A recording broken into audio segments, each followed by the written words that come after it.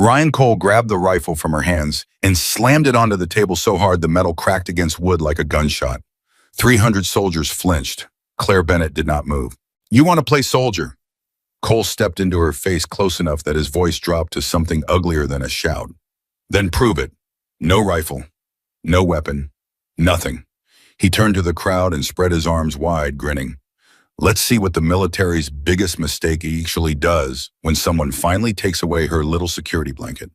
He had no idea he had just made the worst decision of his career. Before we go any further, if you're watching this right now, please take 2 seconds to subscribe to this channel and hit that notification bell so you never miss a story like this one. Drop a comment below and tell me what city you're watching from. I genuinely want to know how far this story travels. Now let's go back to the beginning. The morning she arrived at Fort Blackstone Special Operations Training Center, the Arizona desert was already burning. It was not yet 6 in the morning, but the temperature had crossed 90 degrees before dawn, even finished deciding whether it wanted to show up. The sky was the color of heated copper. The air tasted like sand and exhaust fumes, and the faint chemical smell that always clings to military installations, that particular blend of gun oil, boot polish, and institutional cleaning solution, that men who have spent their lives inside these fences stop noticing after the first 6 months, but that visitors feel in the back of their throats the moment they step off the transport. 17 candidates arrived that morning.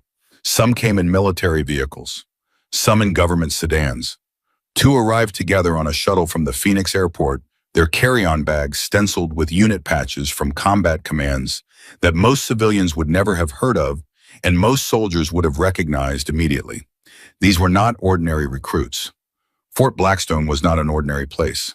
The program they were entering, officially designated CSET, Combat Selection and Evaluation Track, had existed for 11 years, and in that time had graduated fewer than 63 operators. 63. Out of hundreds of candidates who had attempted it, the washout rate sat somewhere above 80% depending on the year, and the candidates who washed out were not weak people. They were decorated veterans, combat veterans, soldiers who had survived deployments that would have broken most human beings twice over. The ones who washed out of CSET went back to their units, carrying the failure quietly, the way soldiers carry everything that costs them something, deep in the chest, never spoken about, directly surfacing, only at 3 in the morning, when the mind goes to places it has no business visiting. The 16 men who arrived that morning knew all of this.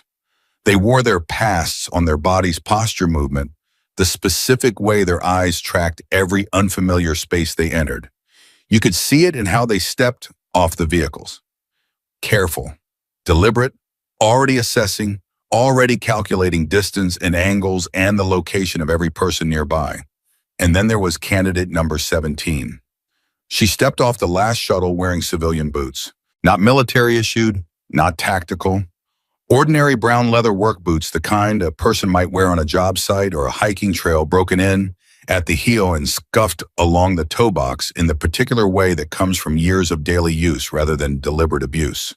Her civilian clothes were clean, but unremarkable dark canvas trousers, a plain long-sleeve shirt despite the heat, a small pack slung over one shoulder. She carried no visible unit patches.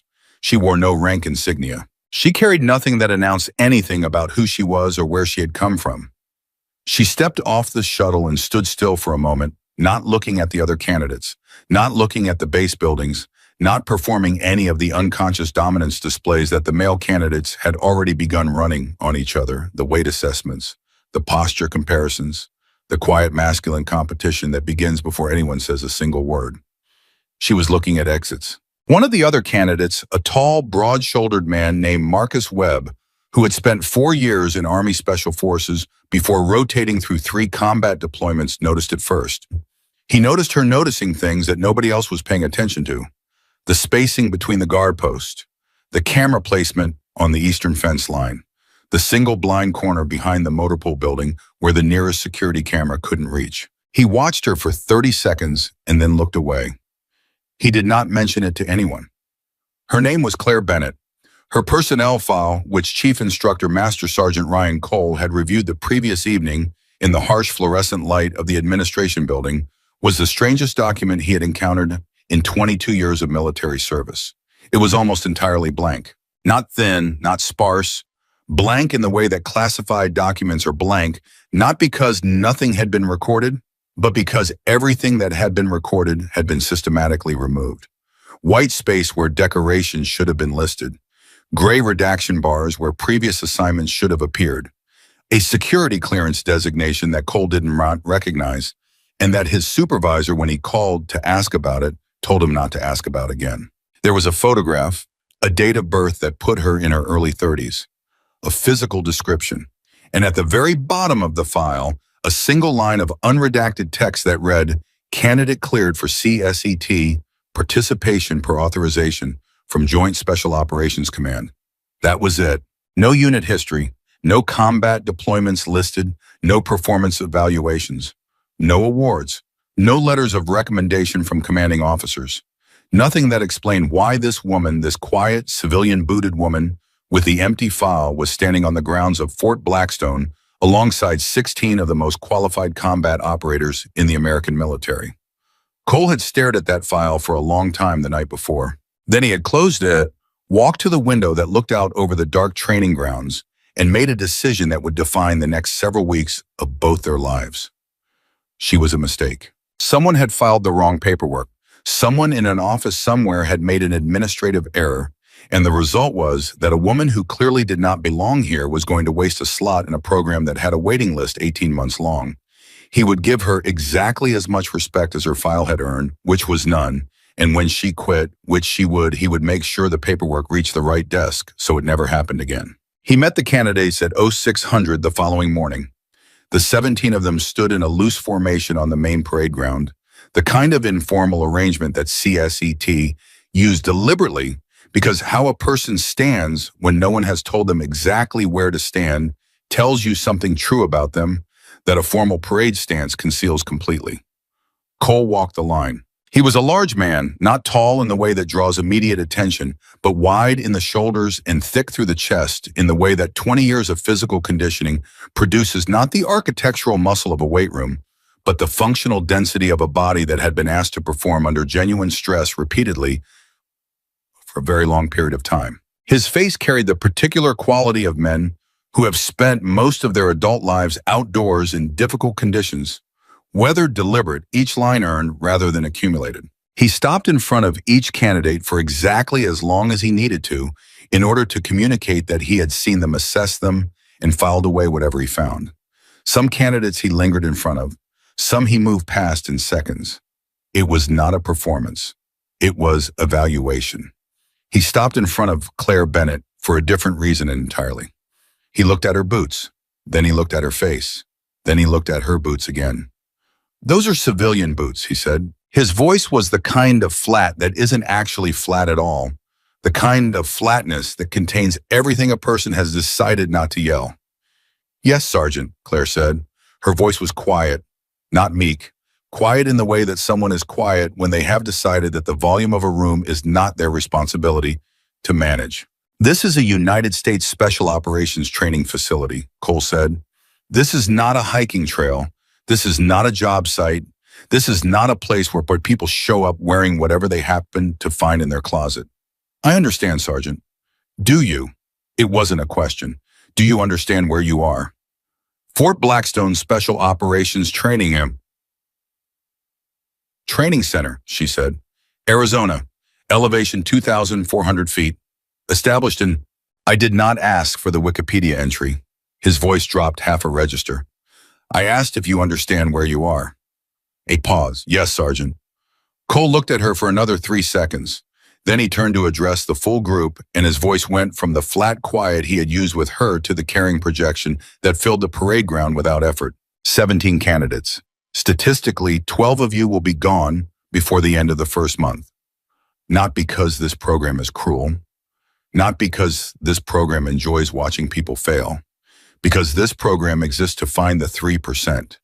The 3% who possess something that cannot be taught in a classroom, cannot be built in a weight room, and cannot be faked under pressure when everything has gone wrong. He walked as he talked, moving back along the line, and several candidates tracked him automatically, the trained reflex of people who have spent years keeping commanding officers in their peripheral vision. The selection process begins now. Everything you do from this moment forward is being evaluated. How you walk, how you eat, how you respond when you are tired and cold and someone is telling you that you are not good enough. All of it. All of it. He stopped at the end of the line and turned back. His eyes found Claire Bennett's boots one more time. Some of you, he said, in the group understood without him pointing who he meant, are going to realize very quickly that you made a mistake coming here. Beside Claire, standing 2 places to her left, a 24-year-old candidate named Emily Carter heard something in Cole's voice that she couldn't immediately name. Not anger, not arrogance, something older than either of those things. Something that had already decided the outcome of a conversation that hadn't finished happening yet. Emily was the second youngest candidate in the group. She had spent the previous 3 years in military intelligence before a classified operational attachment had redirected her career towards CSET consideration. She was careful, observant, and possessed of the particular quality that made good intelligence officers genuinely dangerous. She noticed the thing happening behind the thing that was being shown to her. She noticed that Claire Bennett, standing in civilian boots in front of a man who had just publicly dismissed her without evidence, did not clench her jaw, did not tighten her hands, did not shift her weight, did not do any of the small involuntary things that a person does when pride activates anger. She just stood there, calm and present, and watching Ryan Cole with the specific quality of attention that Emily had seen used before, not the attention of someone absorbing information, but the attention of someone who has already decided that the information is going to be useful later and is simply making sure none of it is missed. Emily filed that away. The first week was designed to separate people from their comfortable version of themselves. That was not the official description. The official description involved language about physical conditioning benchmarks and cognitive performance under duress. But what it actually meant, stripped of its administrative phrasing, was that the program took the identity a person had built around their own competence and systematically removed it until what remained was either the real thing or nothing at all. The days started at 4:30 in the morning. They ended officially at 10 at night. Unofficially, they ended whenever they ended, which was sometimes midnight, sometimes 2 in the morning, sometimes at a random hour determined by the training staff, specifically because humans are creatures of anticipated rhythm, and the ability to function when that rhythm is destroyed is one of the things CSET was designed to measure. Physical evaluation occupied the mornings. The first week's schedule included a 6-mile run in full kit at dawn, followed by combat swimming, followed by an obstacle course that had been engineered with the specific intention of exposing the difference between candidates who were physically strong and candidates who were physically intelligent, who understood their own bodies well enough to conserve energy exactly where conservation was possible in order to have it available where it was not. Cognitive evaluation occupied the afternoon's map reading under time pressure, communications protocols, tactical decision exercises that were structured to be unsolvable by any single correct answer, designed not to test knowledge, but to measure how a person responds to problems that don't resolve the way training said they would. The evenings were weapons. And it was on the weapons range on the 4th evening of the first week that Ryan Cole first made his public campaign against Claire Bennett official. She was disassembling an M110 semi-automatic sniper system. Every candidate was performing the same task on the timer, a standard field breakdown, timed with the score calculated on both completion time and correct reassembly sequence. Cole moved down the line, watching each candidate work, offering corrections in the clipped, efficient language of a man who had performed this evaluation hundreds of times and had long since stopped finding it interesting. He reached Claire's station. She was working slowly. Been working slowly. Her movements had a quality of hesitation, a slightly too long pause before each step that gave the visual impression of someone consulting an internal manual that they couldn't quite read fast enough. Cole watched for 11 seconds. "Stop," he said. She stopped. "You're fumbling," he said. "I'm working through the sequence, Sergeant." "You're fumbling," he repeated. He addressed the nearby candidates without lowering his voice. This is what insufficient preparation looks like. This is what happens when a candidate arrives at a selection program without having done the required individual study. 2 candidates near the end of the line exchanged a glance. Emily, the 3 stations away, kept her eyes on her own disassembly and said nothing. but her hands moving through the takedown sequence with the practiced efficiency of someone who had been running this drill since her first year of service slowed fractionally because something in what she had just watched didn't fit. Claire's hands had paused at the correct moment. Not a random fumble, not an uncertain pause. The hesitation had occurred at exactly the point in the disassembly sequence where an untrained person might have hesitated, but it was not the hesitation of someone who was confused. It was a pause that had been placed there deliberately at the right location by someone who knew the sequence well enough to know exactly where a confused person would have paused. Emily's brain processed that observation, found it strange, and stored it. Cole moved on down the line. That night after evening chow, Emily sat on the edge of her bunk in the candidate barracks, going over the day's events with the organized mental filing system that intelligence training had built into her over 3 years of practice. She sorted the day into useful and not useful, relevant and not relevant. She kept returning to the pause on the M110 disassembly. Across the barracks, Claire Bennett sat at the small desk beside her bunk, writing in a plain notebook with a ballpoint pen. Not notes about the day's training, not tactical diagrams. The angle of the notebook made it impossible to see what she was writing, but her hand moved with the unhurried certainty of someone who was not composing, who was recording something already fully formed in her mind. Emily watched her for a moment. "Hey," she said quietly, careful not to wake the candidates who had already crashed. Claire looked up. "Those hesitations," Emily said. She kept her voice flat, academic, as though she was describing something that had happened to someone else entirely. "On the M110 breakdown tonight." Claire waited. "They were in the right places," Emily said. A pause. "Were they?" Claire said.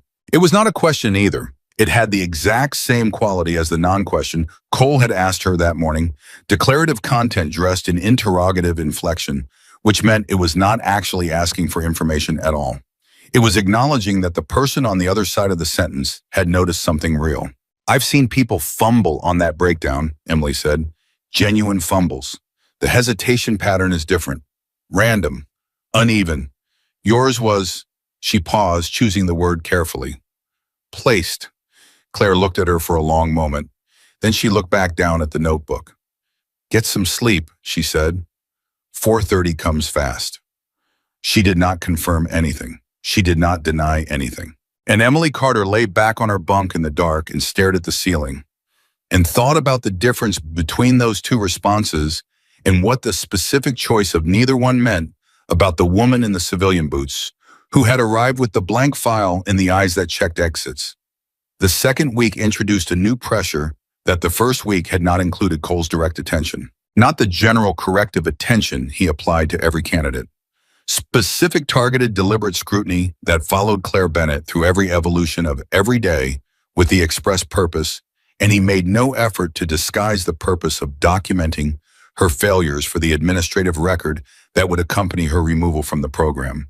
He assigned her the extra duties first. After the morning run, while other candidates moved to chow, Claire was directed to the equipment bay to complete an inventory count that was specifically designed to take exactly as long as it did, so that she would arrive at breakfast 20 minutes late and eat what remained in 20 minutes less time than the other candidates. "Physical baseline is below standard," Cole announced at morning formation in front of the full group.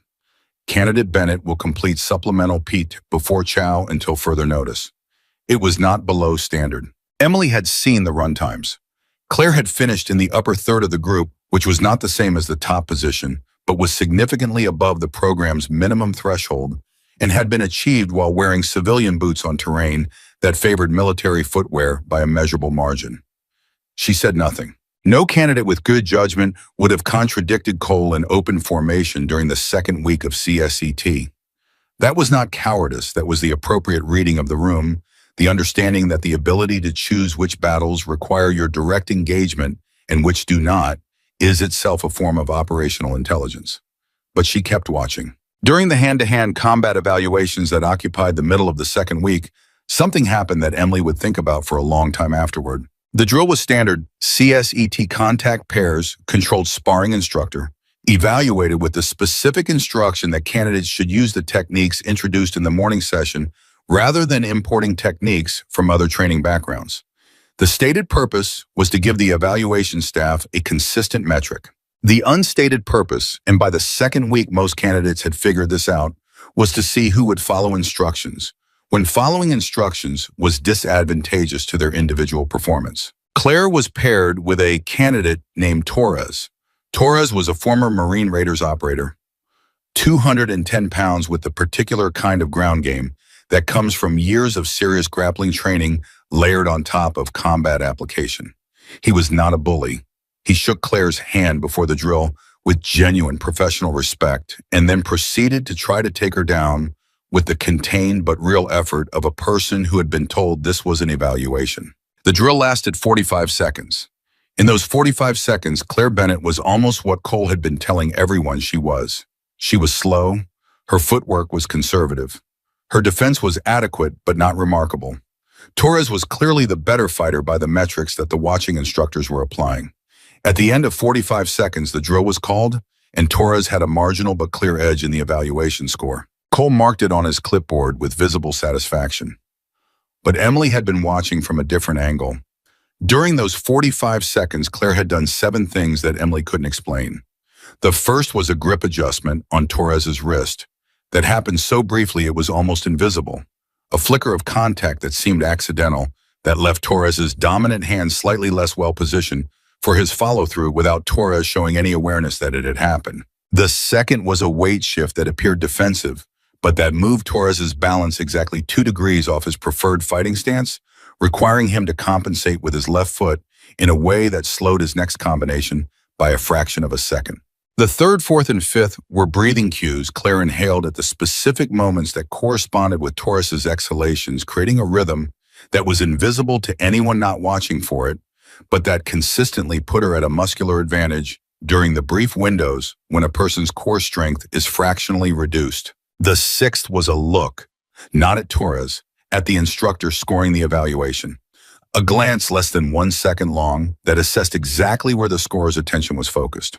And the seventh thing, the thing that Emily sat with longest, was a moment near the end of the drill where Torres threw a combination that Claire could have countered cleanly and did not, where she absorbed a glancing contact that wasn't serious, but that scored against her on the evaluation sheet, and did so at a moment when absorbing that contact was the only way to avoid revealing the depth of positioning advantage she had quietly built over the previous 40 seconds.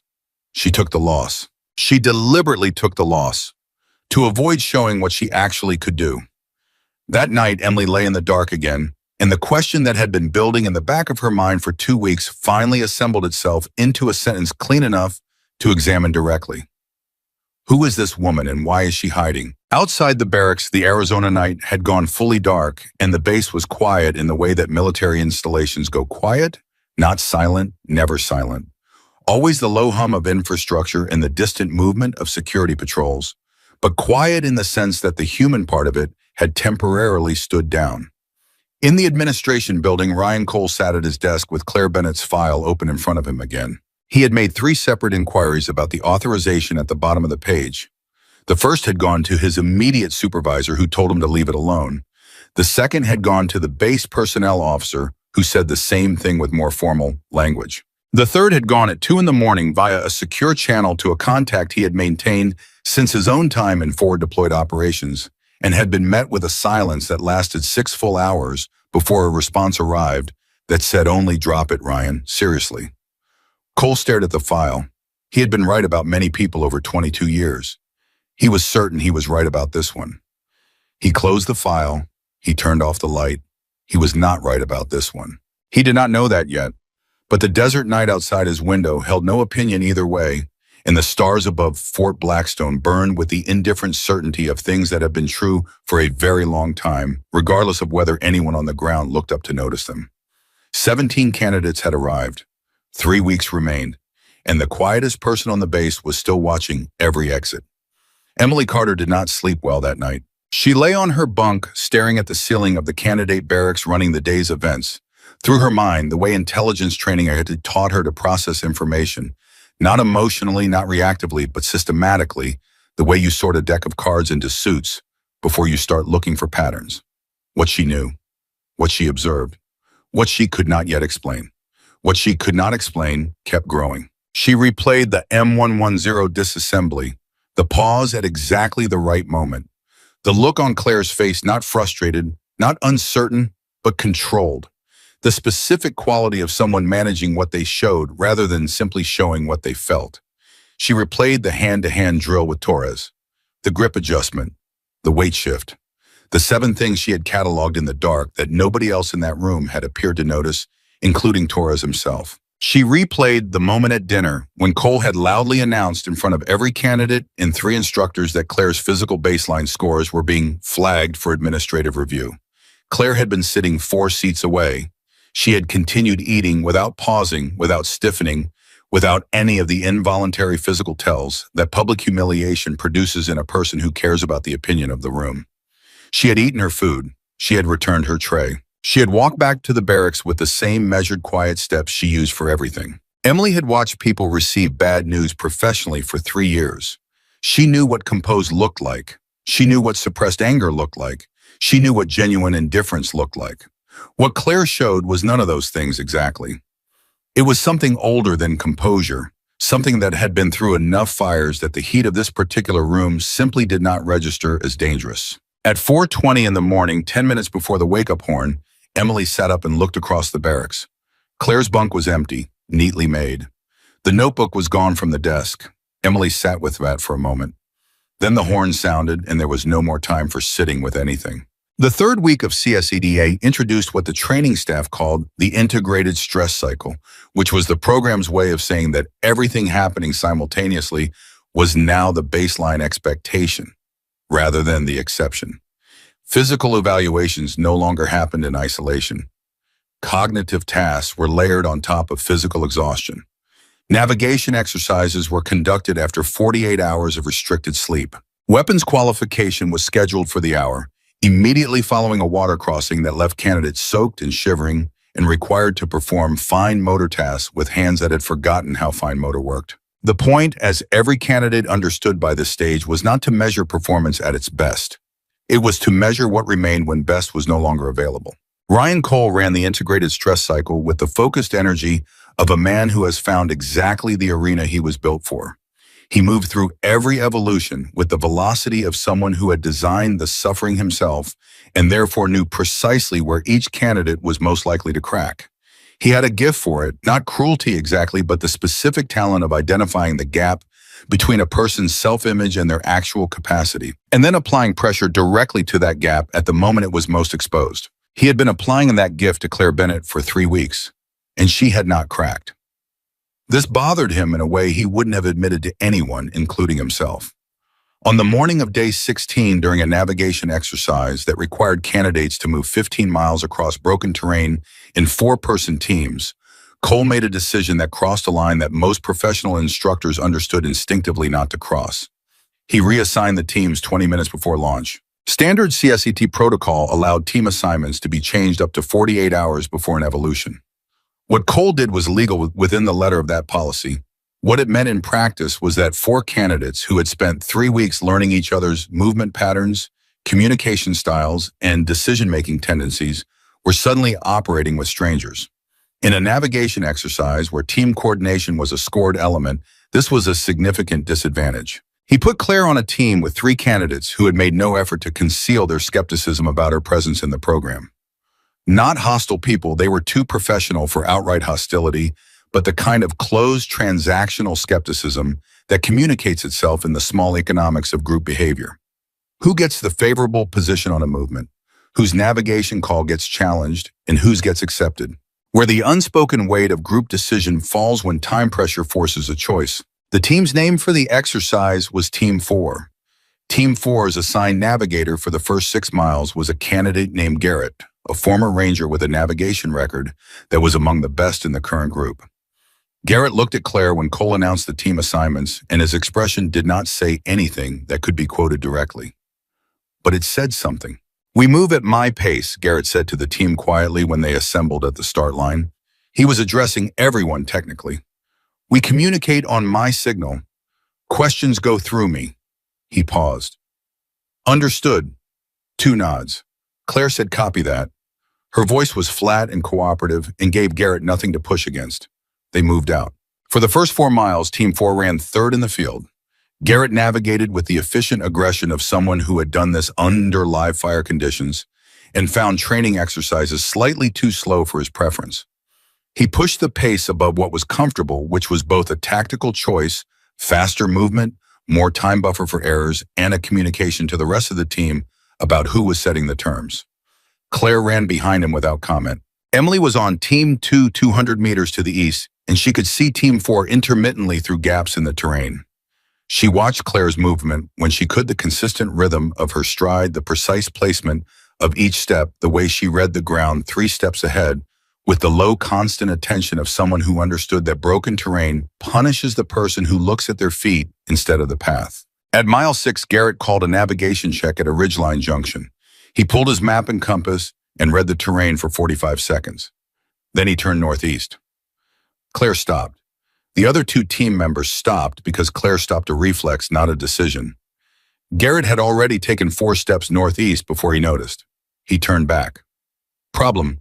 The junction marker, Claire said. She pointed.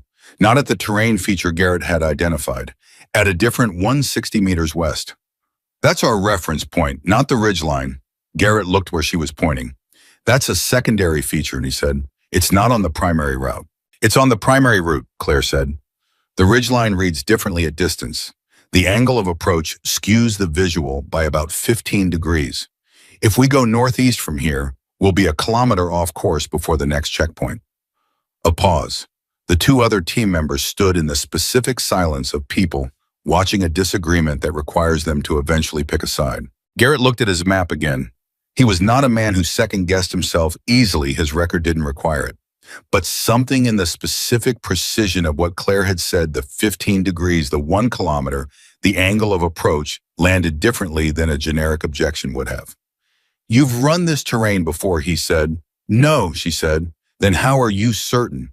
I'm not certain, she said. I'm telling you what the map and the ground are showing me. You're the navigator. It's your call. Another pause. Longer.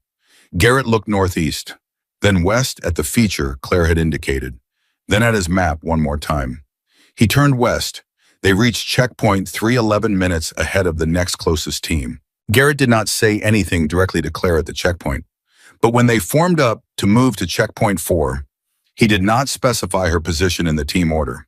He simply moved out and left the arrangement open, which in the small social economy of a 4-person movement element meant something had shifted. Cole was at checkpoint 3 when Team 4 arrived. He looked at the timestamp. He looked at the team. His eyes settled on Claire for a moment, with an expression that Emily, watching from 30 meters away as Team 2 came in seconds later, could not immediately read. Then he moved on. That night, Team 4 ate together at a corner table in the chow hall. Not because they were required to, not because an instructor had directed it, just because the navigation exercise had produced something between them that didn't have a formal name, but that soldiers recognized the specific gravity that forms between people who have been useful to each other in a real situation. Garrett set his tray down across from Claire and didn't say anything for the first 2 minutes. He ate with the focused efficiency of someone replacing calories after a significant output, and Claire matched that rhythm without the self-consciousness of someone eating in a social situation they weren't sure how to navigate. Finally, Garrett said without looking up from his tray, the 15-degree skew. Yeah, Claire said, that's not something you get from map study. She didn't answer immediately. She drank from her water bottle, set it down. No, she said, it's not. Garrett looked up. You've been into the field. It wasn't a question. Everybody here has been in the field, Claire said. Not like that, Garrett said. His voice had dropped to the level of a private conversation. That red that came from having made the wrong call in a real environment and understanding exactly what it came. The table was quiet for a moment. Get some sleep, Garrett, Claire said. She picked up her tray and walked it to the return station, and Garrett watched her go with an expression that had traveled a considerable distance from where it had started that morning. Emily, 2 tables over, had heard every word. She added it to the file she was building in her head, which by this point had grown considerably beyond what she had started with in week 1. The 4th week brought the psychological evaluations. CSET's psychological component was not what candidates expected, which was part of its design. There were no lie detectors, no ink blots, No formal sessions with a uniformed psychologist asking about childhood and stress response and career motivations. Instead, CSET embedded psychological assessment into every element of the program: the way a candidate responded to public correction, the way they communicated high-stress team situations, the way they behaved when they believed no one in authority was watching. The behavioral observation team had been present since day one. Most candidates knew this abstractly. Very few of them maintained that knowledge in a functional way during the actual program, because the program was specifically engineered to make sustained abstract awareness difficult to maintain. Claire Bennett, as far as the behavioral observation team could determine, behaved identically whether she believed she was being watched or not. This was noted in the assessment record. It was unusual enough to be flagged. Also flagged was the incident on the morning of day 22.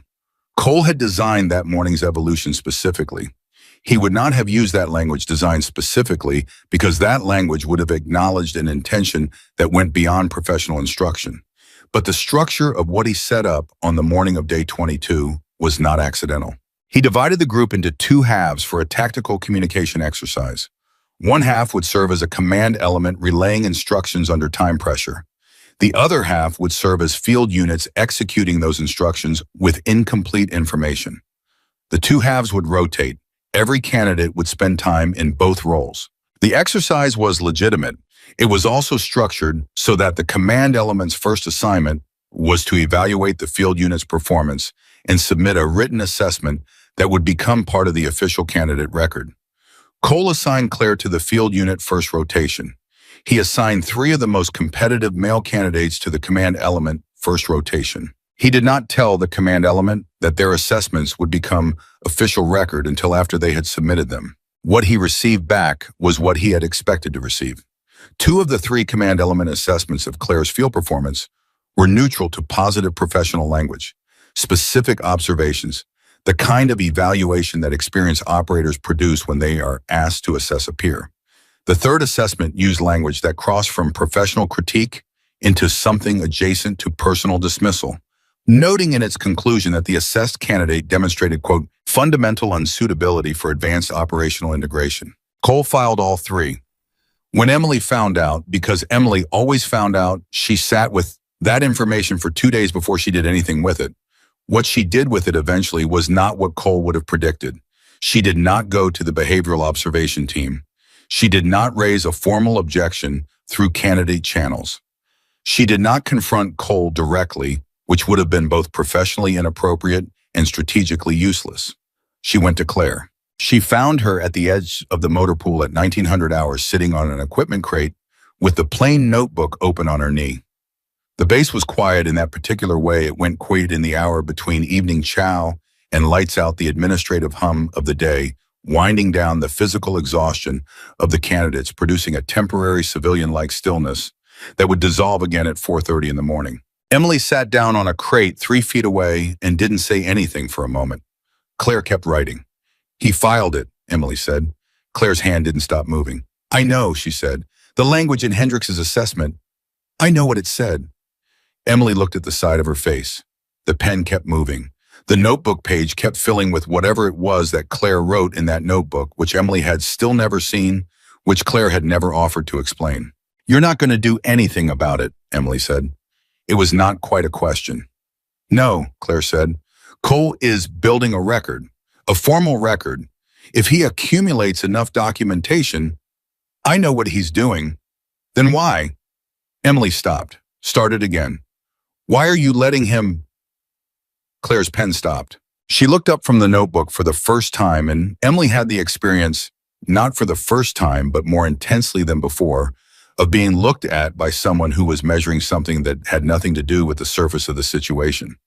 What do you think this program is? Claire said. Emily blinked. What? CSET. What do you think it's actually selecting for? Emily opened her mouth and then closed it again because the answer she had been about to give, tactical proficiency, cognitive performance under duress, physical capacity, decision-making, quality, suddenly felt like it was answering a different question than the one that had been asked. Tell me, Claire said. It's selecting for, Emily paused, operators, people who can function when everything goes wrong. When everything goes wrong, Claire said, And someone is actively making it worse. And the people making it worse have authority over you. And the record they're building about you is going into a file that follows you for the rest of your career. She looked back at the notebook. That's the real test, Emily. It always has been. The pen started moving again. Emily sat with that for a long time. The motor pool was quiet around them, the distant sound of a transport vehicle somewhere on the north side of the base. The high, thin cry of something living in the desert that had no idea a military installation existed out here and did not care. "Who are you?" "Who?" Emily asked. She had not intended to ask it out loud. It came out anyway. Claire didn't look up. "Get some sleep," she said. "Tomorrow's going to be bad." She was right about that. Tomorrow was the live fire stress inoculation course, which was the single evolution in the CSE program that had produced the highest single-day dropout rate in the program's 11-year history. Not because it was the most physically demanding thing candidates were asked to do, because it was the first evolution in which the weapons were loaded with live ammunition, the targets moved, and the consequences of a poor decision in a high-stress moment were no longer theoretical. 3 candidates had been sent home from previous cycles during live fire stress inoculation, not for safety violations, for the thing that the evolution was specifically designed to expose the gap between a person's trained behavior and their instinctive behavior, which only becomes visible when the stress load climbs past a certain threshold and the trained behavior begins to cost too much energy to maintain. Cole ran the briefing that evening with the focused intensity of a man who understood exactly what the next 24 hours were going to reveal about the people in the room. He went through the safety protocols with meticulous precision. Whatever else could be said about Ryan Cole, and a great deal could be said, he ran a safe range. Then he went through the evaluation criteria. Then he paused and looked at the assembled candidates with the expression he reserved for moments when he wanted something to land with weight. "Tomorrow you will make decisions with loaded weapons while someone is yelling at you, and the situation is changing faster than your training prepared you for," he said. "Some of you will discover that the person you are under that kind of pressure is not the person you believe you were." Another pause. That discovery is what this program is for. His eyes found Claire Bennett in the 3rd row. "All of you," he said. The room was quiet. Emily, sitting 2 seats to Claire's left, glanced at her sideways. Claire was watching Cole with the same quality of attention she always brought to watching Cole. Not reactive, not defensive, not the suppressed anger that Emily would have felt in the same situation. Something more patient than any of those things. Something that understood something about the shape of time that most people at Claire's age hadn't had enough experience to understand yet. Emily looked back at Cole. Then she looked back at Claire. And for the first time in 4 weeks of watching this woman absorb everything Ryan Cole could deliver without bending, Emily Carter felt something that wasn't quite fear, but was adjacent to it, not for Claire, but for Cole. For what was coming for him, eventually, the way things that have been building always come eventually in their own time, in the form they choose. She didn't know when. She didn't know what form. But she was becoming very confident that it was coming. The live fire course ran from 0600 to 1800 the next day. 12 hours of continuous evaluation broken into 7 distinct phases, each phase building on the previous one's accumulated stress load, each phase structured so that the cognitive demand increased as the physical resource decreased. By phase 4, candidates were operating on 4 hours of sleep with a 6-mile movement in kit behind them, working through tactical problems that required 3-person coordination, while a training staff member stood at their shoulder and created verbal interference that ranged from professional critique to the kind of personal challenge that was designed specifically to activate the emotional response centers of the brain and pull resources away from the prefrontal cortex where tactical decision-making lived. Phase 5 was the individual close-quarters shooting lane. Each candidate entered a simulated structure alone. Moving targets, hostage scenarios, no shoot identifiers that could only be distinguished from shoot identifiers by a half-second of clear observation that the scenario was structured to make extremely expensive. The scoring combined accuracy, decision quality, and speed in a formula that penalized hesitation and rewarded appropriate restraint with equal weight, because the most dangerous failure mode in a real CQB environment is not slow shooting, it is wrong shooting. Cole watched from the observation platform above the lane. He watched 15 candidates go through. Then Claire Bennett walked to the entry point. She stood at the entry for 2 seconds, not hesitating, breathing. One full inhale, slow and deliberate, the kind of breath that drops the heart rate by a measurable number of beats in the 3 seconds following it. Then she moved inside. Cole's expression didn't change.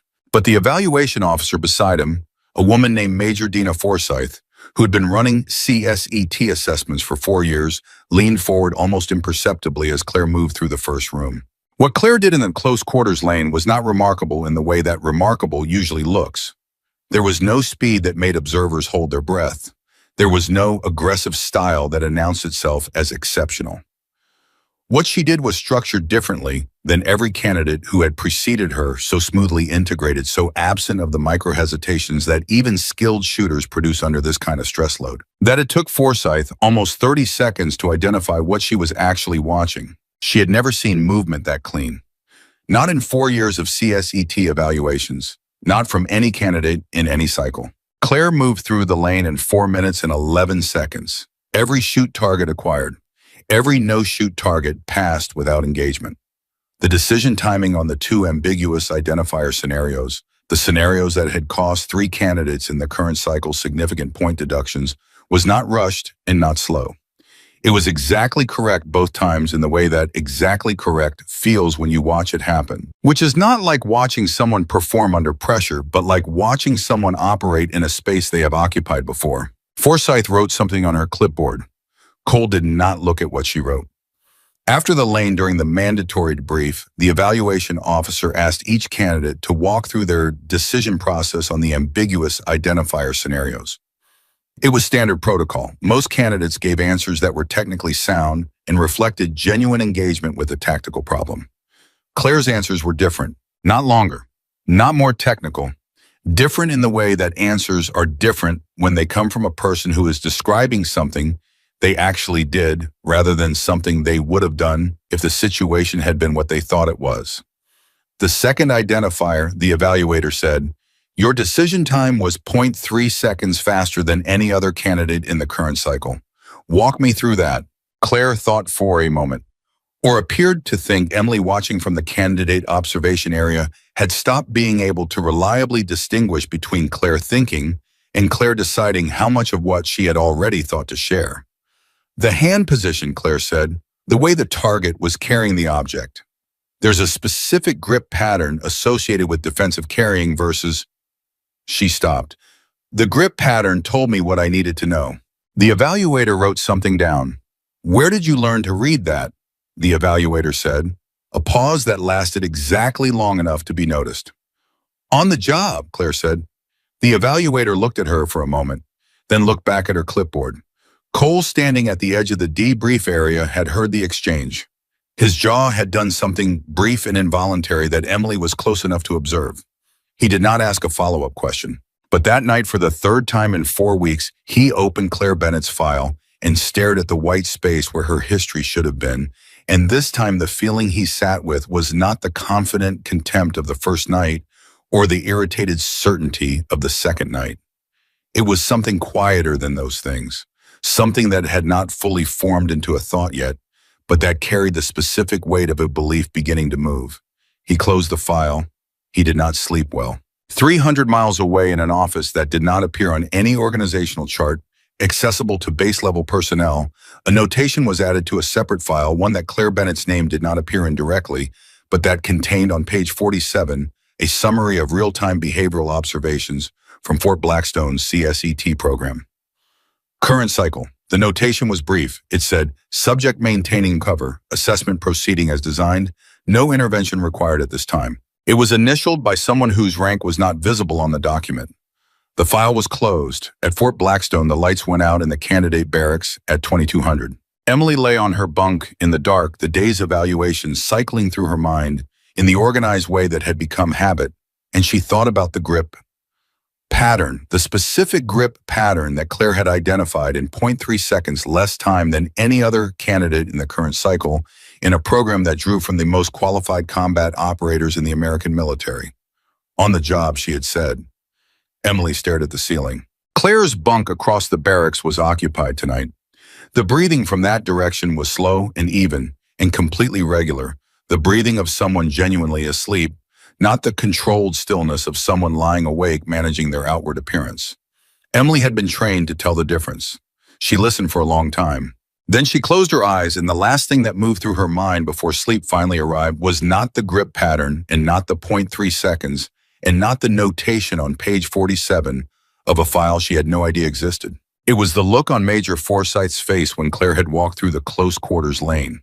The way a 4-year veteran of this program had leaned forward on the observation platform and gone very still in the way that people go still when they are watching something they have not seen before and are not entirely sure yet what to make of what they are seeing.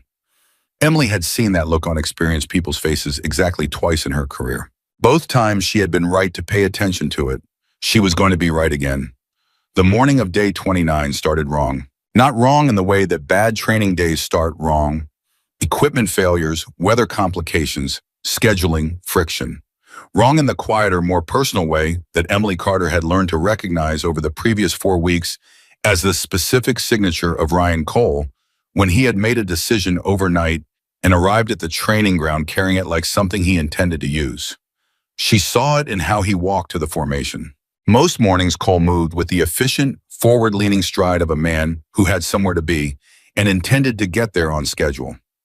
This morning he walked slower, more deliberate, the way a person walks when they are not going somewhere, but arriving somewhere when the destination is the point, and the arrival is what they have been building toward. Emily's stomach tightened. She glanced at Claire standing 2 positions to her left in the formation. Claire was watching Cole with the same quality of attention she brought to watching everything on this base. Steady, complete, missing nothing. But something in her posture had shifted by a degree so small that Emily almost missed it. A fractional settling of weight, a stillness that was slightly different from her usual stillness.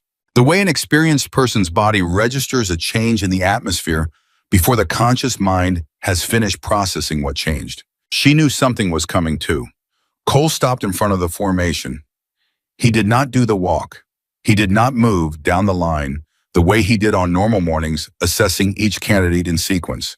He stood in the center and looked at the group as a whole for a moment, and the silence he let build was not the administrative silence of a man preparing to deliver a schedule. It was the deliberate silence of a man preparing to deliver something else entirely. Final evaluation begins today, he said. The words landed on the formation like a change in air pressure.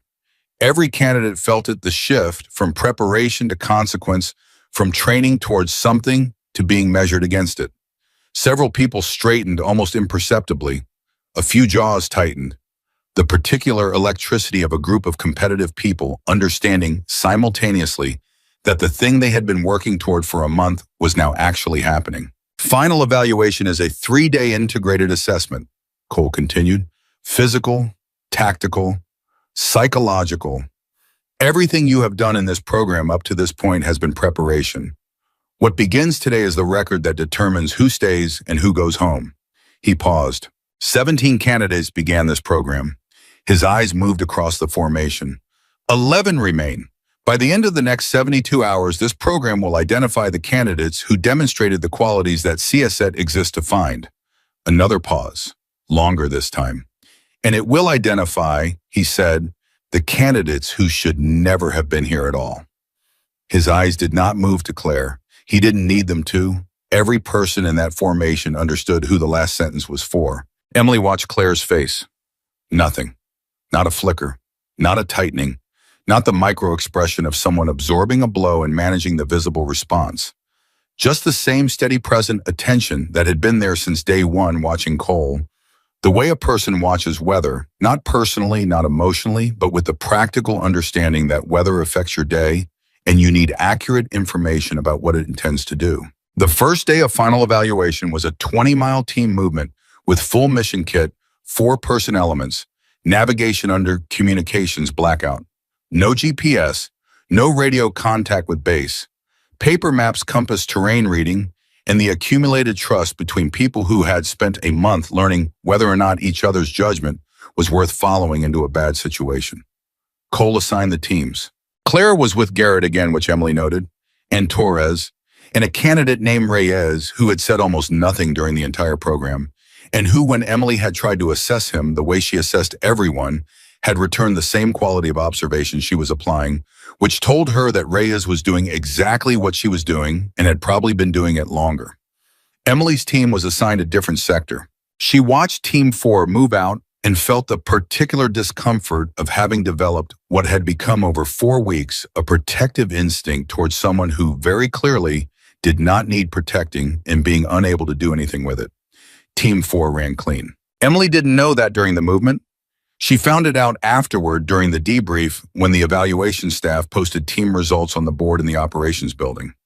Team 4 had hit all 7 checkpoints within time parameters, made 0 navigation errors, and completed the final approach under conditions a simulated communications breakdown scenario that the training staff had inserted at hour 14 that had caused 2 other teams to lose significant time on decision-making protocol. Garrett had led the movement, but 3 of the 7 navigation decisions had been made on Claire's input, and the evaluation staff had recorded which decisions came from which team member because the evaluation staff recorded everything. Cole reviewed the results that evening. He sat in the administration building with the day's evaluation sheets spread across his desk, and he went through them the way he went through everything methodically, completely, without allowing the order in which he wanted things to be true to determine the order in which he read what they actually said. Team 4's sheet took him longer than the others. When he finished reading it, he set it down and sat for a moment. Then he picked up his phone and made a call. The person who answered was his supervisor, Colonel James Whitaker, who had told Cole 2 weeks ago to stop making inquiries about Claire Bennett's background and who had not at that time explained why. "Whitaker," Cole said when the line connected, "I need you to tell me something." "Ryan." Whitaker's voice had the careful quality of someone choosing their words with more precision than the surface of the conversation required. "It's 2200. I know what time it is. I need to know what I'm dealing with." A pause. "You're dealing with a candidate in your program," Whitaker said. "That's what you're dealing with." "Jim." Cole's voice dropped. He had known Whitaker for 11 years. There was a register in his voice that he only used with people he trusted at a level that went beyond professional. "Tell me something real, because what I'm seeing in these evaluation sheets..." "Ryan," Whitaker's voice changed, not harder, quieter, the specific quiet of someone closing a door carefully. "Whatever you're seeing in those sheets, evaluate it exactly the way you would evaluate anything else. Do your job. That's all I can tell you." The line stayed open for another 3 seconds. Then Whitaker said, "Get some sleep," and hung up. Cole set the phone down. He looked at Team 4's evaluation sheet for another long moment. Then he made a decision that had been building in him for 4 weeks, that he had been dressing in professional language and institutional authority, but that was underneath all of that something more personal. Something that had its roots in a belief about what this program should be and who it was built for, and a growing uncomfortable awareness that that belief might be wrong, and the inability to sit with that awareness without doing something about it. He was going to force the issue. Tomorrow, the second day of final evaluation, he was going to create a moment that settled this once and for all in front of everyone in a way that could not be walked back or reassigned or explained by evaluation sheets. He picked up a pen and began writing. Emily found out about what Cole was planning at 0500 the next morning from a source she would never name directly in a conversation that lasted less than 90 seconds and that she would replay in her mind for years afterward. She found Claire at the edge of the motor pool. The notebook was open. The pen was moving. Emily sat down, and for a moment she just breathed, because what she needed to say required her to have decided something first, decided how much she was willing to involve herself in something that was not technically her business, and that involving herself in would cost her something in this program, regardless of how it resolved. She had decided. "He's changing the format," she said. The pen kept moving. "Today's evaluation," Emily said. "The close quarters field exercise, he's restructuring it, making it individual instead of team-based." "I know," Claire said. Emily blinked. "You know? I heard him on the phone last night." A pause. The motor pool was quiet around them. Dawn was still 40 minutes away. "He's going to take your weapon," Emily said, "before the exercise, in front of everyone." The pen stopped. Claire looked up. Her face was... Emily searched for the right word and didn't find one that was adequate. Settled, not resigned, not afraid, not the performative calm of someone managing an emotion. Actual settled in the way that a person is settled when they have already been in the place this situation is heading and have already found out what they are made of there. I know that too, Claire said. Then you know he's setting you up to fail publicly, to document the failure in front of witnesses during the final evaluation so there's no administrative question about the removal. Yes, and you're going to let him. It was not a question this time either. Emily had learned over 4 weeks that questions she already knew the answer to were not worth the breath. Claire looked at her for a moment. Then she said something that Emily would think about for a very long time. Some things, Claire said quietly, you have to let come to you. She closed the notebook. She stood up. She looked at Emily with the full quality of her attention, not the assessed, cataloged, stored attention she applied to exits and angles and opponent weight shifts, but something more direct than that, something that was actually meant for Emily specifically. Stay close today, Claire said. Watch everything, and whatever happens, don't interfere. Then she walked away toward the barracks, and the first gray light of the Arizona dawn was just beginning to separate the sky from the ground, and Emily sat on the equipment crate alone and felt the specific sensation of standing at the edge of something large, without being able to see yet what shape it was going to take. The second day of final evaluation assembled at 0800 on the main parade ground. Cole stood at the front of the formation with the evaluation staff arranged behind him. 4 instructors, 2 behavioral assessors, Major Forsyth from the evaluation office. And behind them, something that had not been present at any previous CSET evolution in the current cycle and audience. Senior personnel from the base had been notified. The parade ground held by Emily's count somewhere between 250 and 300 observers, officers, NCO support staff, people who had heard something through the informal intelligence network that every military installation runs continuously beneath its official communications and had arranged to be present without making their arrangements visible. Cole had told people something was going to happen today. The 11 remaining candidates stood in formation and felt the weight of that audience, the way you feel weather before it arrives, not the thing itself yet, but the pressure change that precedes it. Cole addressed the group. He went through the structure of the day's evaluation with precise efficiency, the field exercise parameters, the scoring criteria, the safety protocols. His voice was professional. His delivery was clean. If you didn't know what Emily knew, you would have heard a senior NCO conducting a thorough briefing. If you did know, you heard a man building a stage. He reached the end of the briefing. Then he said, "Before we move to the field site, there is an administrative matter to address." He turned and nodded to someone behind him. 2 military police officers stepped forward. The parade ground went quiet with the specific quality of quiet that happens when a large group of people simultaneously understand that something unexpected is about to occur and simultaneously decide to hold still. The MPs walked to the formation. They stopped in front of Claire Bennett. Cole's voice when he spoke carried to every corner of the parade ground without effort. "Candidate Bennett, your weapon is being temporarily secured pending a review of your qualification documentation." The silence that followed that sentence was absolute. Emily stopped breathing. Garrett, standing 3 positions from Claire, went very still. Torres beside him did the same. Cole continued, "You will participate in today's field evaluation without your assigned weapon." He paused, and the pause was the most deliberate thing he had done all morning. "If your capabilities are genuine, the absence of a single weapon system should present no significant obstacle." The MP reached for Claire's rifle. Claire unslung it. She handed it over without hesitation. Without a word, without looking at Cole, without looking at the audience, without performing any version of the moment for any of the watching eyes.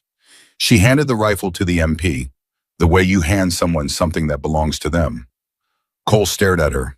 He had expected not a scene, he was too experienced to expect a scene, but something, some readable response, some evidence of the impact of what he had just done in front of 300 people to her standing in this program. He got nothing. She stood with her hands relaxed at her sides and looked at a point slightly above and beyond his left shoulder, the classic attention posture of a soldier standing at ease waiting. And it was in that moment, Cole would never say this out loud, not to Whitaker, not to anyone, that the first real uncertainty moved through him. Not about whether he had the authority to do what he had just done. He did. Not about whether the documentation supported it. It did. but about whether he understood even at this late stage what he was actually dealing with. He turned to the evaluation staff.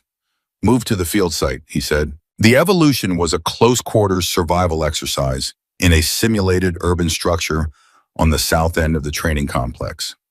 Candidates would move through the structure individually, responding to scenario events, threat actors, civilian elements, tactical decisions, while being scored on their response to a specific set of engineered crisis points. The modification Cole had added to the standard exercise was announced at the field site in front of the full assembled audience that had followed the formation from the parade ground. "Candidate Bennett will complete the evolution without a weapon system," he said. "The scenario will be modified for her run to include 5. He emphasized the number with a pause that the audience heard clearly. 5 active threat actors in a direct engagement sequence. No weapon, no support element. Individual candidate versus a 5-person opposition force. Another pause. This is a live close-quarters survival assessment. The opposition force will be our 5 senior combat instructors." He let that land. Emily heard the sound that moved through the audience. Not a gasp. Something more controlled than a gasp, more uncomfortable. The sound of people doing rapid math and not liking the result. 5 senior CSET combat instructors. All of them men who had been through this program themselves or through programs equivalent to it, and who had spent years on the other side of the evaluation desk, which meant years of observing drilling and absorbing the techniques they were now required to execute under assessment conditions. Emily looked at Claire. Claire was looking at the structure. Not at Cole, not at the audience, not at the 5 instructors who were being introduced to the assembled crowd with their names and background credentials. Sergeant First Class Morrison, 12 years in Special Forces. Staff Sergeant Caldwell, former Marine Raiders. Warrant Officer Chen, who had 3 combat deployments with a unit whose name was not mentioned in the public introduction. Sergeant Dunn CSET's resident hand-to-hand specialist. The man who ran the combatives program and had not lost an in-program sparring evaluation in 4 years. And Senior Instructor Kowalski, who Cole introduced last, allowing the name to carry the weight of its reputation, a man who was known across 3 installations as the best fighter currently employed by the CSET training staff. Possibly the best fighter on the entire base. Claire was looking at the structure's entry point, the angles of approach, the interior geometry that the open doorway revealed from her position 20 meters away. Garrett leaned close to Torres. "He's going to get someone hurt," Garrett said under his breath. Torres said nothing. His jaw was tight. Emily heard them both and said nothing because there was nothing to say, because Cole had the authority and the documentation and the 300 witnesses, and there was no mechanism available to any of them that could stop what was about to happen. The 5 instructors entered the structure. Cole looked at Claire. "Candidate Bennett." She looked at him. "You have 2 minutes to prepare," he said. Then the whistle sounds. She nodded once. She turned away from him and stood facing the entry point and did the same thing Emily had seen her do before the close-quarters shooting lane, one slow, deliberate breath, all the way in, all the way out. The kind of breath that people who have been trained in stress inoculation know is not meditative. It is mechanical. It is a specific physiological intervention, and it works. And the people who use it in high-stakes situations are the people who have needed it in situations where the stakes were real. One breath. Then she was still. The audience was completely quiet. Cole raised the whistle. Garrett was holding his own breath. He realized it and forced himself to exhale. Torres's hands were clasped in front of him, and his knuckles had gone pale. Major Forsyth on the evaluation platform had her pen above her clipboard and had not written anything for 90 seconds. Emily stood absolutely still and watched Claire's back and thought with a clarity that felt strange, given the circumstances, about the notebook. About what a person who moved like Claire moved, who saw what Claire saw, who had been wherever Claire had been, what that person would write in a plain notebook with a ballpoint pen night after night in the quiet hour between chow and lights out. What those pages contained, whether it was memory or preparation, or something that was both of those things and neither of them exactly. The whistle sounded. The sound cut through the parade ground like a blade. Claire moved, not fast the way that drew attention before you understood what you were seeing. Fast the way efficient is fast, the absolute minimum distance between the decision and the execution, no wasted motion, no telegraphed intention, no excess. She was through the entry in 2 seconds. The first instructor, Morrison, came at her from the left corridor. She wasn't there when he arrived. She had read the angle from outside and moved to the position where his approach committed him before she was where he expected her to be. His momentum became information. She used it. One contact, one redirect, and Morrison's own forward velocity carried him into the wall at a speed and angle that dropped him before either of them had exchanged a second strike. 11 seconds. The audience outside heard the impact. Nobody moved. Caldwell came from the right side, which was the textbook response to a left corridor takedown, the supporting element flanking while the primary engaged. Textbook, which meant predictable, which meant Claire had already positioned for it before Caldwell had finished deciding to do it. She didn't meet his momentum. She stepped inside it close enough that his reach advantage disappeared entirely and applied 2 contacts to specific anatomical targets. Nerve cluster, joint axis that removed his balance and his effective striking capability in the same sequence. Caldwell went down. 23 seconds total.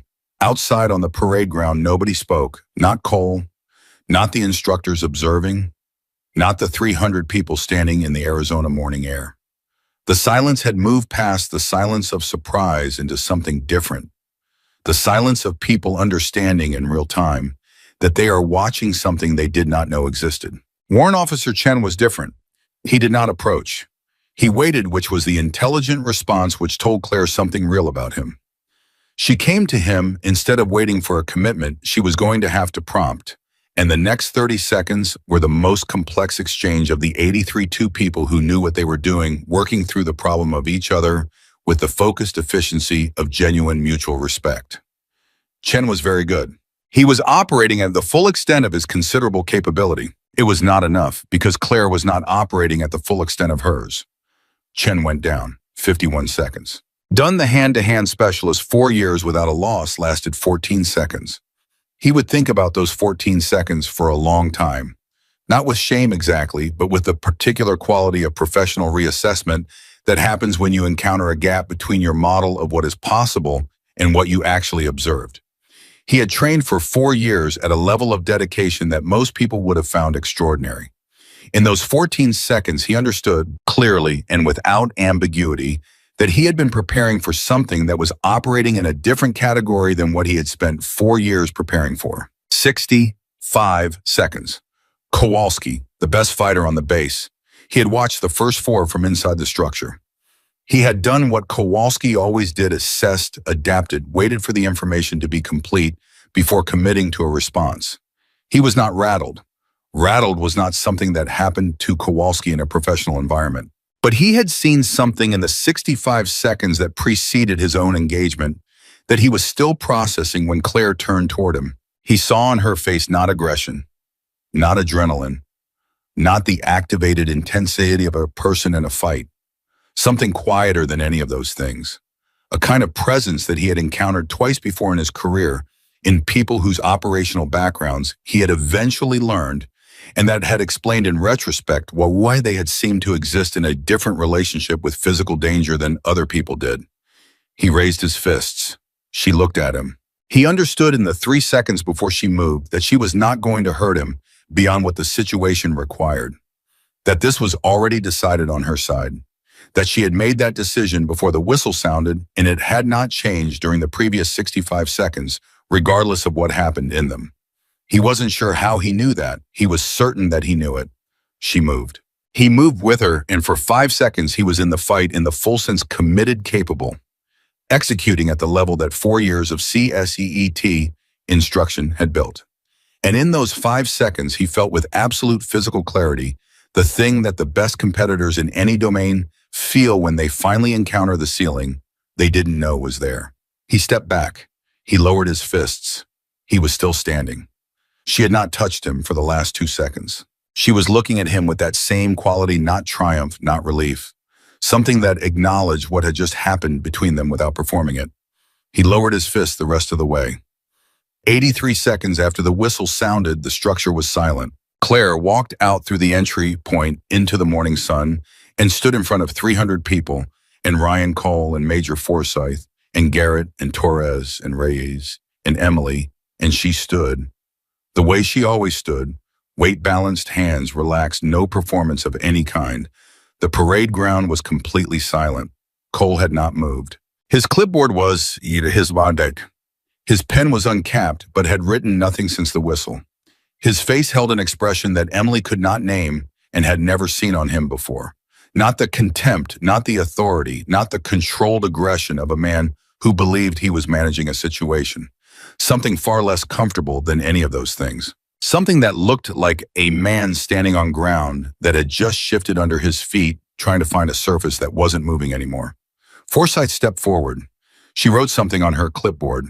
She looked up at Claire, and the look she gave her was the same look Emily had seen on the observation platform during the close-quarters shooting lane, except more so, more direct, more aware.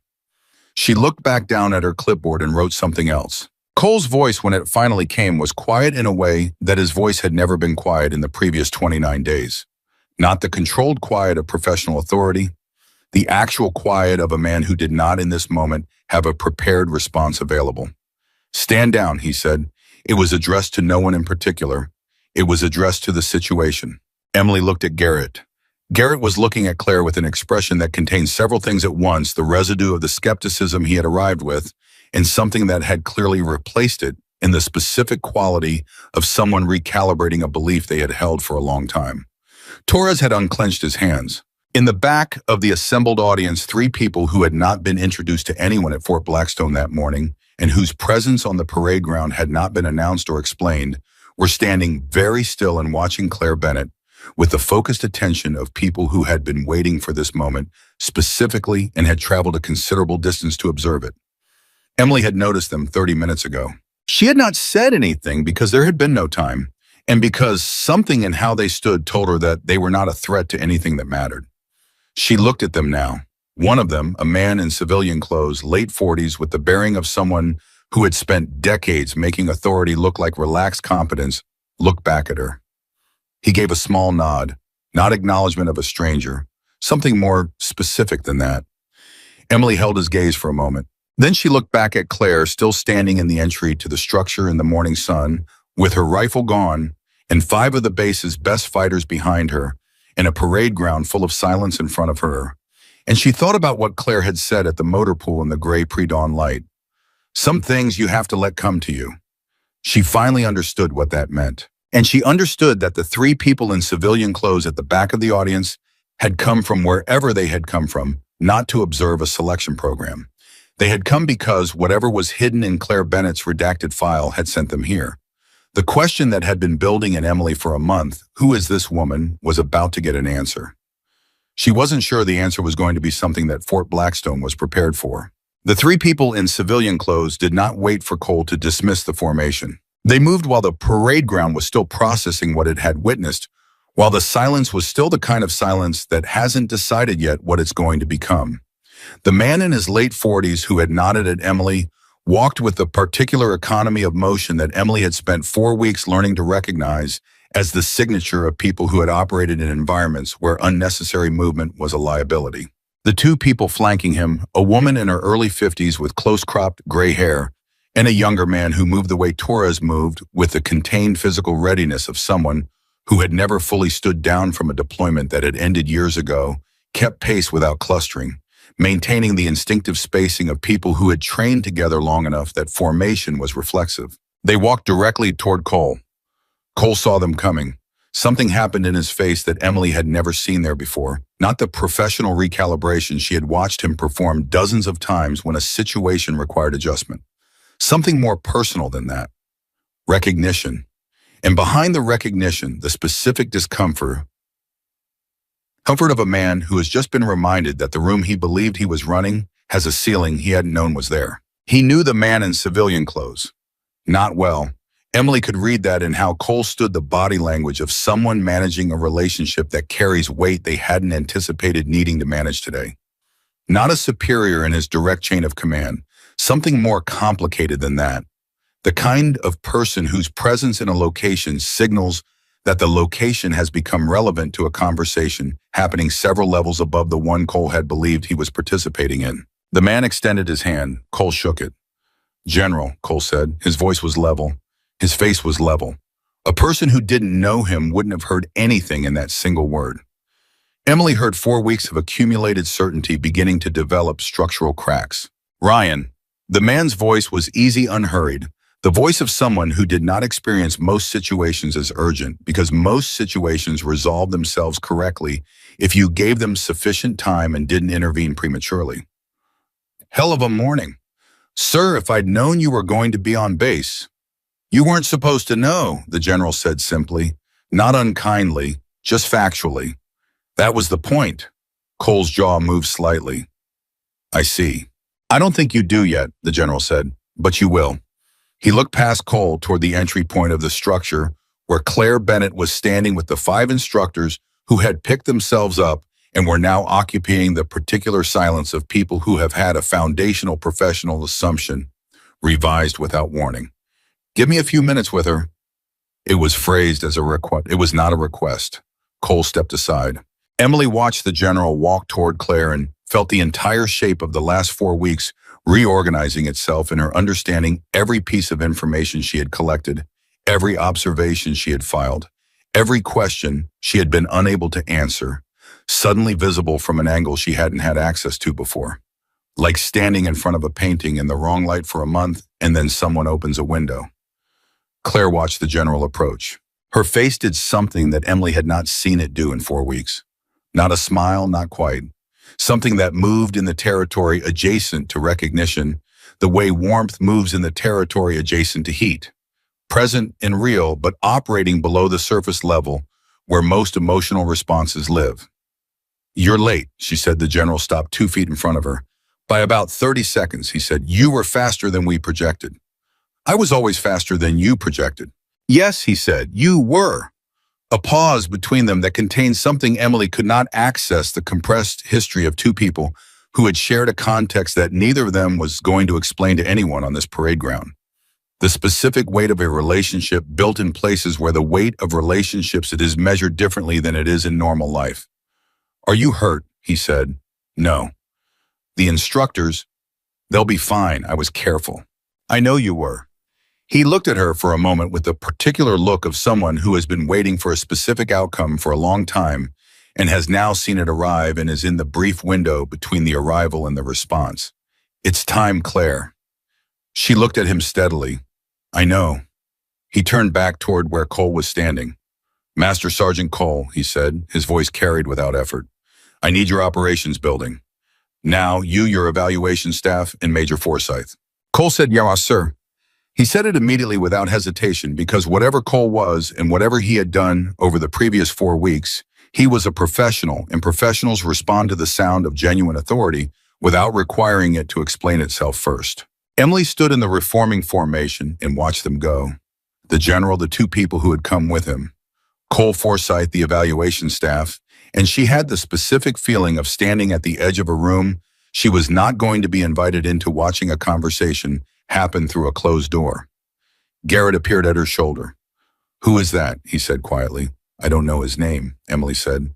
But you know what he is. She looked at him sideways. Don't you? Garrett watched the group moving toward the operations building. Someone who didn't come here for the evaluation. No, Emily said. He came here for her. Garrett was quiet for a moment. What is she? He said. Not who, what? Emily didn't answer because she didn't have an answer yet, and she wasn't going to offer speculation in the place where a real answer needed to go. Inside the operations building, the conversation that happened in the next 40 minutes would be referenced in various forms in documents that Emily would not have access to for several years. What she learned of it came in fragments from sources she trusted to varying degrees, assembled into a picture that she was always aware was incomplete. Cole received the full file. Not the redacted version he had been working with for 4 weeks. The actual file, the one that existed in a classification tier above his current clearance, which had been temporarily elevated for the duration of this conversation by authority of the general's standing orders. He read it. It took him 22 minutes to read it. When he finished, he set it down on the table in the operations building and sat for a moment in the quality of silence that descends on a person who has just been handed information that reorganizes a significant portion of what they believed was true. Forsyth, who had been reading her own copy, simultaneously set her version down 12 minutes earlier, and had been sitting with it since, looking at a point on the wall above the general's shoulder with the expression of someone doing very rapid internal recalculation. She was assigned here, Cole said finally. His voice was different. Not smaller. Cole's voice was constitutionally incapable of becoming small, but different in its quality. The aggressive certainty was gone. What remained was more careful, more deliberate, the voice of a man choosing his words because the words now carried more weight than they had that morning.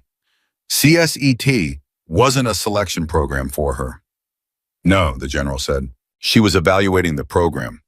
Cole looked up. Evaluating us. Evaluating the program's ability to handle a specific candidate profile, the general said, and evaluating the response of program leadership to an unconventional candidate under sustained pressure. The silence that followed that sentence was the longest in the room.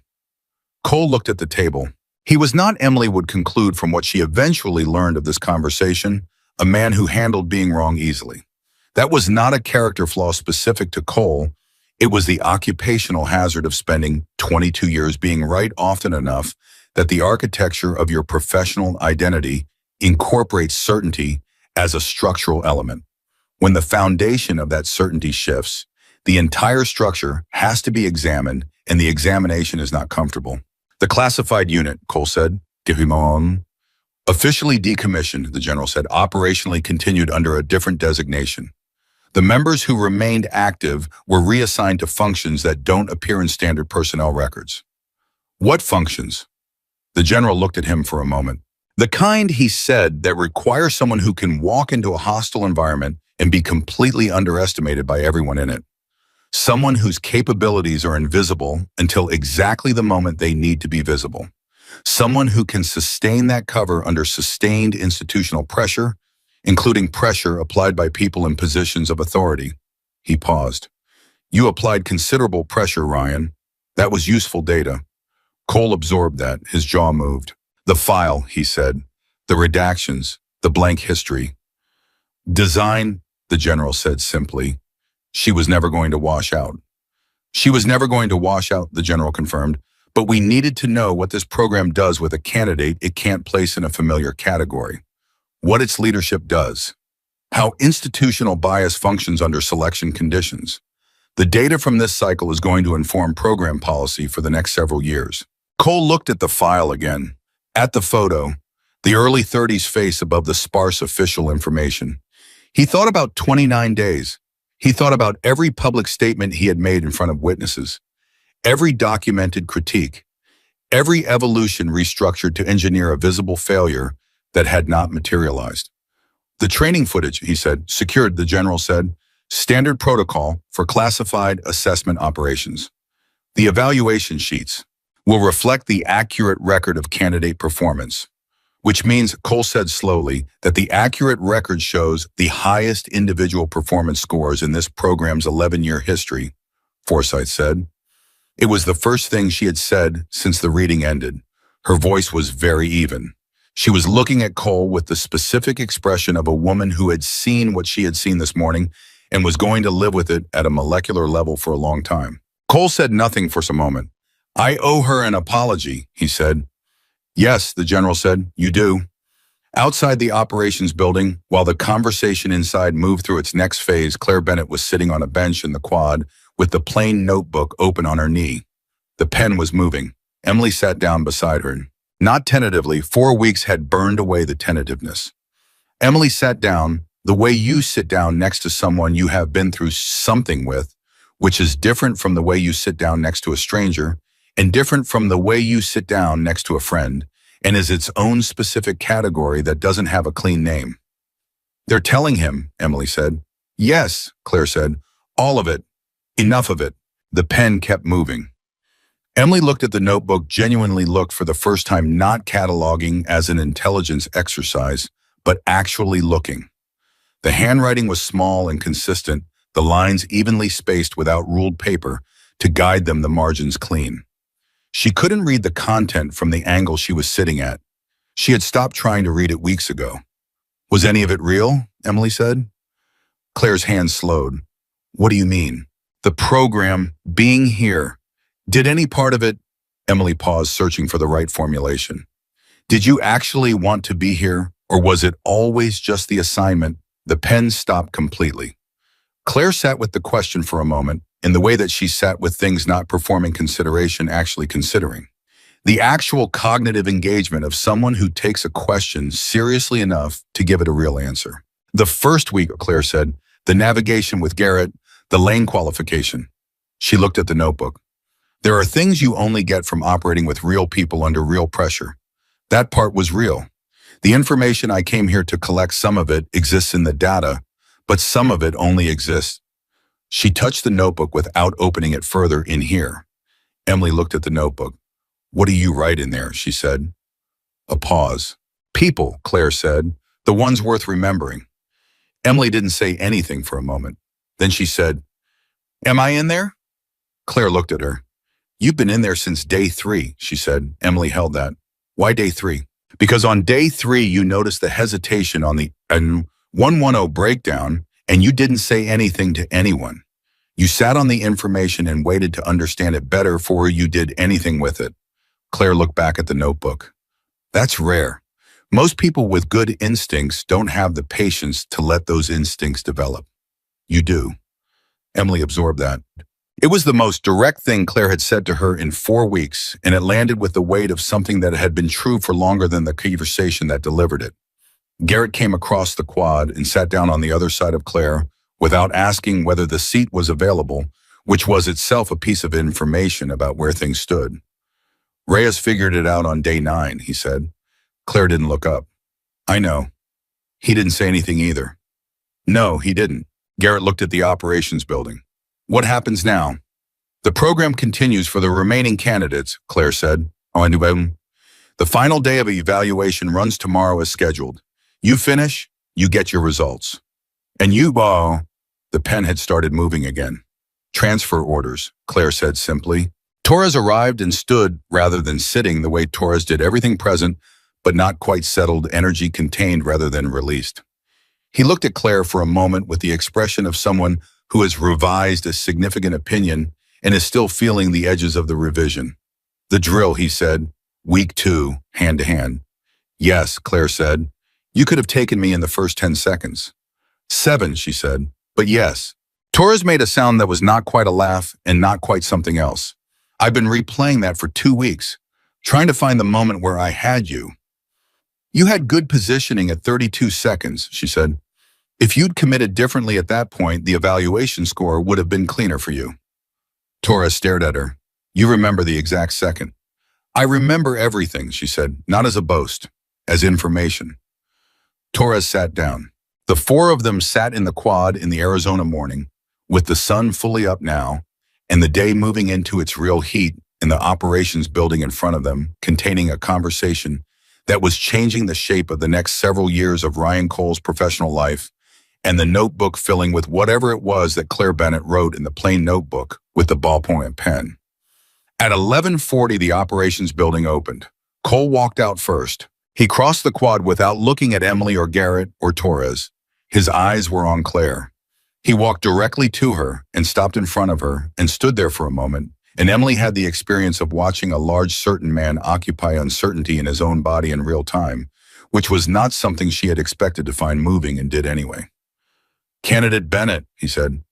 Claire looked up from the notebook. Cole's voice, when it came, was stripped of every layer of performance that Emily had heard in it for 4 weeks.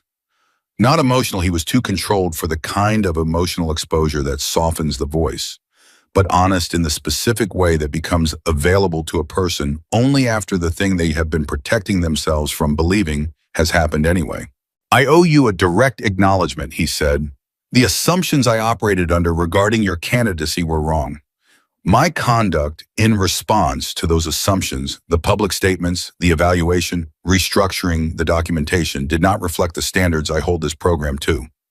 He paused. I apologize. The quad was quiet. Claire looked at him for a moment. Master Sergeant Cole, she said, you ran the hardest 4 weeks of structured pressure I have encountered in 8 years of operational work. You found every edge that could be found. You pushed consistently and you didn't stop. She closed the notebook. That was useful. Cole blinked. It was the smallest possible version of surprise, A single involuntary movement of the face that was gone in a quarter second. But Emily saw it and she understood what it was. He had expected acceptance of the apology. He had not expected the apology to be absorbed and returned as something else entirely. You weren't testing us, Cole said slowly. You were using us. I was using the pressure, Claire said. There's a difference. She looked at him directly. The pressure you created was real.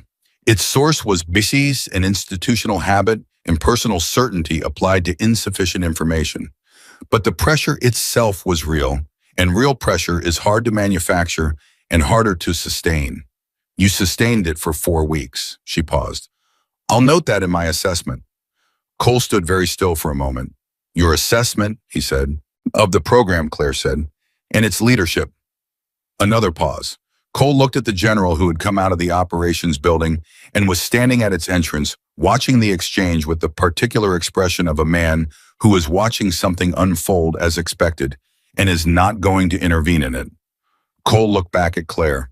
What will it say, he said, that CSET produces technically excellent operators under an evaluation structure that has significant blind spots for candidates who don't match the program's historical profile, she said, and that those blind spots are maintained by leadership culture rather than design. She picked up the pen, and that the program has at least one candidate in the current cycle, she looked at Emily briefly, who identified those blind spots independently without institutional support within the first week of observation and responded to the information with patience and professional discipline. She opened the notebook. That's not in the formal assessment, but it's in here. Emily felt something move in her chest that she was not going to name in front of anyone. Garrett made a small sound. Torres looked at the ground with the expression of someone recalibrating something important. Cole stood for a moment longer. Then he did something that nobody on that quad had seen him do in 4 weeks. He nodded. Not the commanding nod of a senior NCO directing traffic. The genuine nod of a man acknowledging something real that has been said by someone whose opinion he was now discovering carried more weight than he had spent a month claiming it did not. He walked away.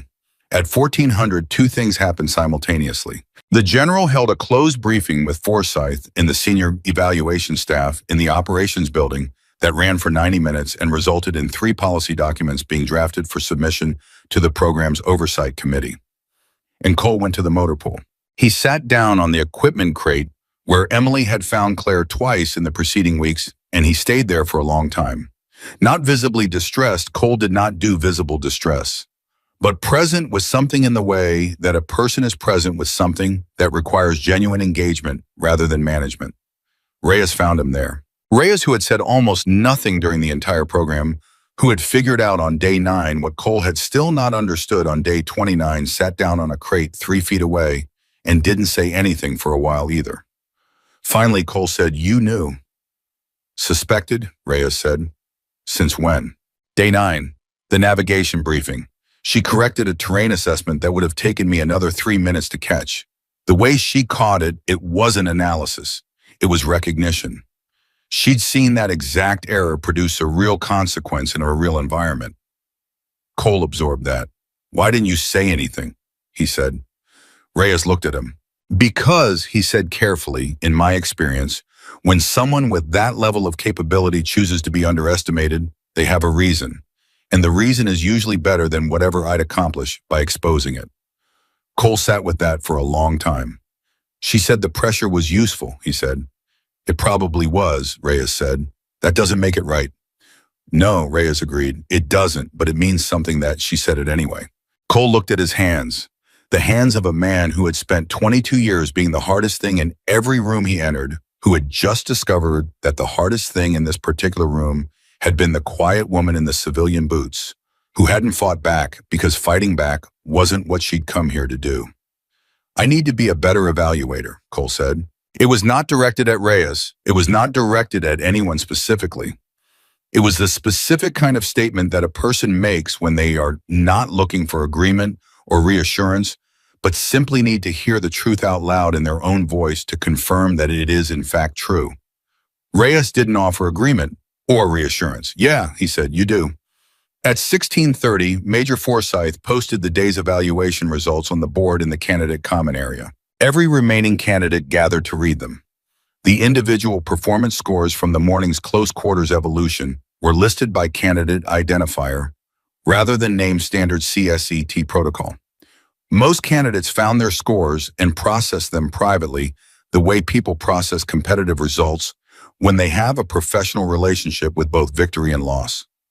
Identifier CB-17 was at the top of the list. The score beside it was the kind of number that produces a particular silence. Not the silence of people who don't know what they're looking at, the silence of people who know exactly what they're looking at and are sitting with the full weight of what it means. Garrett read the score and stood very still for a moment. Then he said quietly to the room in general, "I changed direction on our call at mile 6. Nobody responded immediately. Torres said, "I had her at 32 seconds. "You didn't," Garrett said. "No," Torres admitted, "I didn't." Reyes said nothing. He looked at the score for a moment, then turned and walked away, and nobody could have said with certainty whether the expression on his face was satisfaction or something more complicated and more true than satisfaction. Emily stood in front of the board for a long time. CB-17, highest individual performance score in 11 years. 30 days of sustained cover. 4 weeks of absorbing everything Ryan Cole could produce without revealing until the design moment the thing that had been there the whole time. She thought about day 3, the M1-1 zero hesitation, the specific pause placed at exactly the right moment by someone who knew the sequence well enough to know where a confused person would have paused. The first crack in the story Fort Blackstone had been telling itself about who Claire Bennett was. She had noticed it. She had waited. She had been right to wait. The board in the common area held the scores of 11 candidates. 10 of them were the result of a month of genuine training, genuine effort, genuine competition. The 11th was something else. The 11th was 8 years of operational work distilled into 30 days of deliberate restraint, and then 83 seconds of something that the people in that quad would spend the rest of their careers trying to find the right words for. At 1700, Claire Bennett came back to the barracks for what Emily understood watching her move through the space with the particular efficiency of someone completing a task was the last time. She opened her locker. She removed her personal items with the organized speed of someone who packed and unpacked in the field and had long since reduced the process to its essential elements. The plain clothes, the civilian boots, the notebook. The last thing she placed in the bag carefully the way you place something that is not valuable in the way that expensive things are valuable, but in the way that irreplaceable things are valuable. Emily stood in the doorway. "Where?" she said. Claire looked up. "I can't tell you that." "I know." Emily paused. "Will it be—" She stopped, tried again. "Are you going somewhere safe?" Claire looked at her with the full quality of her attention. "Define safe," she said. Emily held her gaze. "I thought so," Emily said. Claire picked up the bag. She walked to the door. She stopped beside Emily, and for a moment they were standing close enough that Emily could have said something that required proximity to be private, and Claire was close enough to hear it, and the barracks was quiet enough that the moment had space in it. "Day 3, Emily said. Claire looked at her. "You wrote something down on day 3, Emily said. "After the M110 breakdown, in the notebook. What did you write?" A pause that lasted long enough to be a real answer to a different question than the one that had been asked. "That I'd found someone worth the observation," Claire said. Then she walked out of the barracks, and the Arizona afternoon light came through the doorway after her departure, in the way light fills a space that has just been vacated by something it was organized around. Emily stood in the doorway for a moment, then she turned back to the room. There was still 1 day of final evaluation remaining. She intended to finish it. The last day of final evaluation started at 04:30, same as every other day. The horn sounded, the lights came on. The remaining 10 candidates, 10 now, not 11, moved through the darkness of the barracks with the organized efficiency of people who had been doing this long enough that the body executed the sequence before the mind fully engaged with the morning. Boots, kit, water, out the door. Emily was dressed in the 40 seconds. She stood at the door of the barracks for a moment before she walked through it, looking back at the empty bunk across the room. The neatly made surface, the clean desk, the absence that had a specific shape to it, the way the absence of something that occupied significant space always has a shape. Then she walked out. The formation assembled on the parade ground in the dark, and Cole was already there, which was unusual. He was normally the second person at formation present. Before most candidates, but arriving after the first few, a small dominance signal that Emily had cataloged in week 1 and filed under behavioral consistency. This morning, he was standing at the front of the parade ground alone when the first candidate arrived, and he had been standing there long enough that his presence had settled into the space rather than just occupying it. He looked different, not physically. The same large, deliberate body, the same weathered face, but the quality of how he inhabited his own authority had shifted in a way that Emily couldn't immediately quantify, but could clearly feel. The aggressive certainty was still gone the way it had been gone since yesterday afternoon. What had replaced it was not uncertainty. Cole would never be an uncertain man in any functional sense. It was something more careful, more considered. The specific quality of a person who has received genuine information about themselves and is in the early process of integrating it. The 10 candidates assembled. Cole looked at the formation for a long moment before he spoke. Yesterday changed things, he said. His voice carried its usual authority and volume and projection. But the content was not what his voice usually carried. Not the evaluation, not the program structure. Something else. He paused. I have operated this program for 6 years. In those 6 years, I have sent home candidates who didn't belong here and graduated candidates who did, and I have believed consistently that I knew the difference. Another pause, this one longer. Yesterday, I discovered that my criteria for that distinction had a gap in it that I had not been aware of. The formation was absolutely still. The gap, Cole said, was this. I knew how to recognize strength when it announced itself. I did not know how to recognize strength that had no interest in announcing itself. He looked at the line of 10 people in front of him. That is a professional failure. It is mine, and I intend to correct it. Nobody spoke. Garrett, 2 positions to Emily's right, kept his eyes forward. But his jaw had done something brief and involuntary that Emily recognized as the physical response to hearing a hard truth spoken cleanly by someone who had every reason to avoid speaking it. Torres was looking at Cole with an expression Emily couldn't fully read, something between respect and the residue of a week's worth of frustration that hadn't finished resolving. Reyes at the far end of the line was watching Cole with the specific quality of attention he brought to everything, the careful, complete attention of someone collecting information without yet deciding what to do with it. Cole straightened. Final evaluation, day 3. The integrated command exercise begins at 0600. You have 90 minutes. Move. They moved out. The integrated command exercise was CSET's most complex evaluation structure, a scenario-based assessment that required the 10 remaining candidates to function simultaneously as individual decision-makers and as elements of a coordinated command system, making real-time choices with incomplete information, while the training staff injected complications designed to test the seams between individual capability and collective coherence. Emily went into it with something she hadn't expected to have on the last day of a month-long selection program: clarity. Not the clarity of resolved exhaustion, though she was exhausted. The clarity that comes from having watched something real happen and having understood what she was watching, which reorients the observer to everything around them. She moved through the first phase of the command exercise with the organized precision that 4 weeks of CSET had built into her operating rhythm, and she made decisions the way she had learned to make decisions here, quickly, with the information available without waiting for certainty that the situation was never going to provide. At the second scenario injection with the exercise in full pressure, something happened that she would think about for a long time. The training staff inserted a communications failure that cut off the command element from 2 of the 4 field units simultaneously, which was specifically designed to force an improvised response from whoever was holding the command role at that moment. Emily was holding the command role at that moment. She had 12 seconds to redirect. She thought about Claire. Not consciously, not the deliberate recall of a specific lesson. The way your body knows what to do when it has watched something done correctly enough times that the pattern has moved from observation into reflex. She redirected.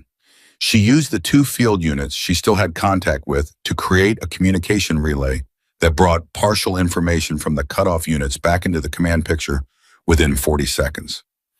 It was not the textbook solution. It was better than the textbook solution because the textbook solution assumed a communications architecture that the injection had just removed.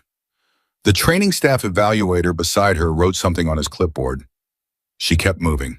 The exercise ran for 4 hours and 40 minutes, and by the time it concluded, Emily was operating on the specific kind of tired that lives below the surface of regular tiredness, the bone-level fatigue of sustained cognitive output under physical stress that the body produces a receipt for that takes days to fully process. But she was also operating with a precision that felt different from anything she had brought to the program's earlier evolutions. Sharper, more integrated. Like the difference between knowing the notes and knowing the music. At the debrief, the evaluation staff walked through the scenario decision points with the 10 candidates. Standard protocol: each significant decision, each branch point, each place where the scenario's injected complications had required response, examined, scored, contextualized. When they reached the communications failure and Emily's relay improvisation, the staff evaluator paused. "Walk me through that," he said. Emily walked through it. The evaluator listened. He asked 2 follow-up questions. He wrote something on his clipboard that was longer than what he had written for any other decision point in the debrief. He didn't say whether it was good or bad. He moved on. Garrett leaned close to Emily after the debrief ended. "That relay," he said quietly, "I watched you set it up in real time. The decision sequence, where did that come from?" Emily thought about it for a moment. "Someone showed me something," she said. Garrett looked at her. "Not directly," she said, "but yes." He held her gaze for a moment. Then he nodded once with the understanding of someone who has spent a month in proximity to the same influence and recognizes its signature in a place it didn't directly touch. Lunch was 30 minutes, which in CSET terms was a significant allocation of time, and signaled that the afternoon's evolution was going to require a full resource load. Emily ate with focused efficiency, replacing fuel, not socializing, and she spent the 30 minutes doing something she hadn't done in 4 weeks of evaluations.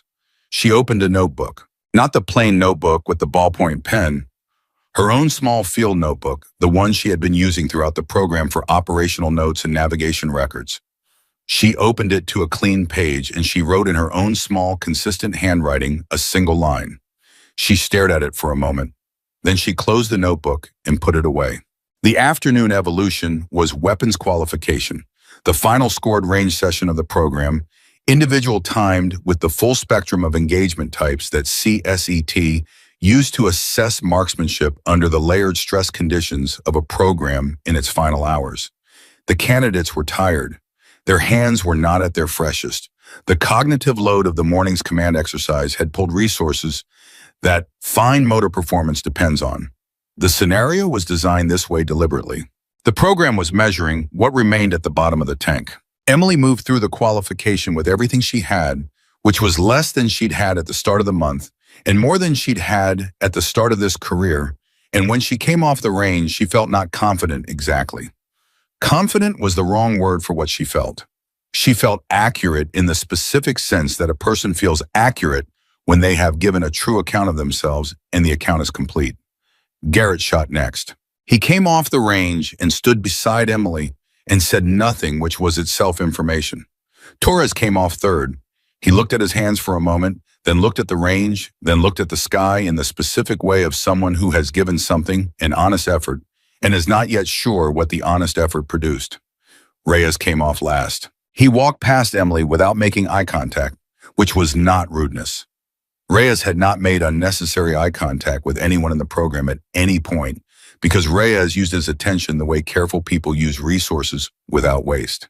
He sat down on the bench at the edge of the range and began field stripping his weapon with the automatic thoroughness of someone whose hands did this without requiring instruction from the brain. The evaluation staff conferred. The 10 candidates waited. The waiting was its own kind of evolution, the specific pressure of the space between performance and judgment, which produces in competitive people a quality of charged stillness that looks like patience from the outside and feels like something more complicated from the inside. Emily sat with us. She thought about the last 30 days, the 4:30 mornings, the navigation exercise and the 15-degree skew, the hand-to-hand evaluation and the 7 things she had counted, the close quarters shooting lane and the 0.3 seconds, the 83 seconds on the parade ground that had reorganized everything.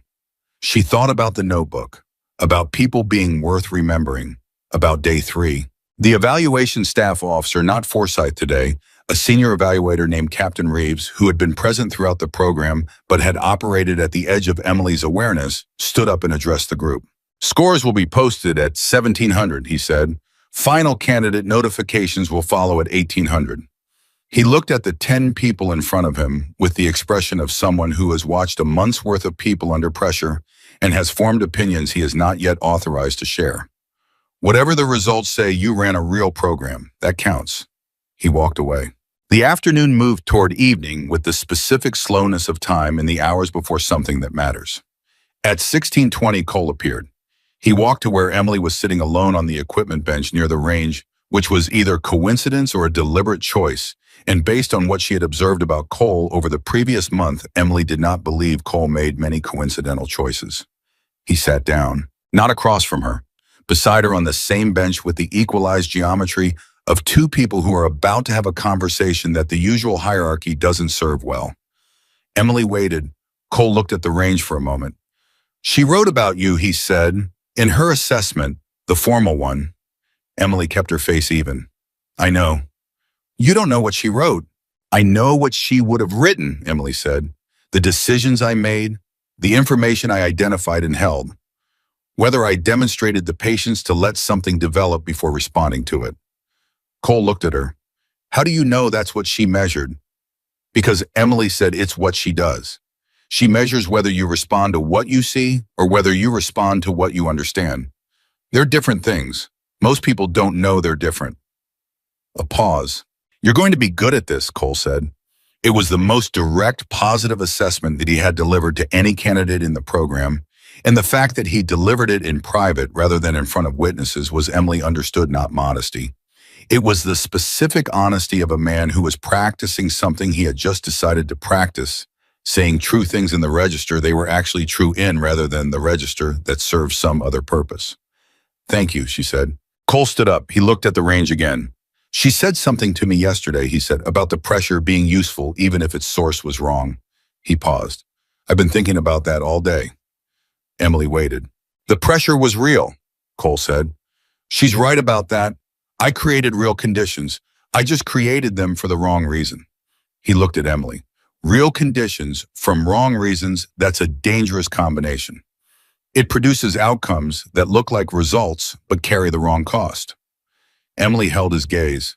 Yes, she said, it does. Cole nodded. He walked away. Emily sat with his departure for a moment and thought about what it cost a man like that to say what he had just said, which was not a small thing, and about the fact that he had said it anyway, which was a different kind of strength than the kind he had been demonstrating for a month and was in its own way harder. At 1700, the scores went up.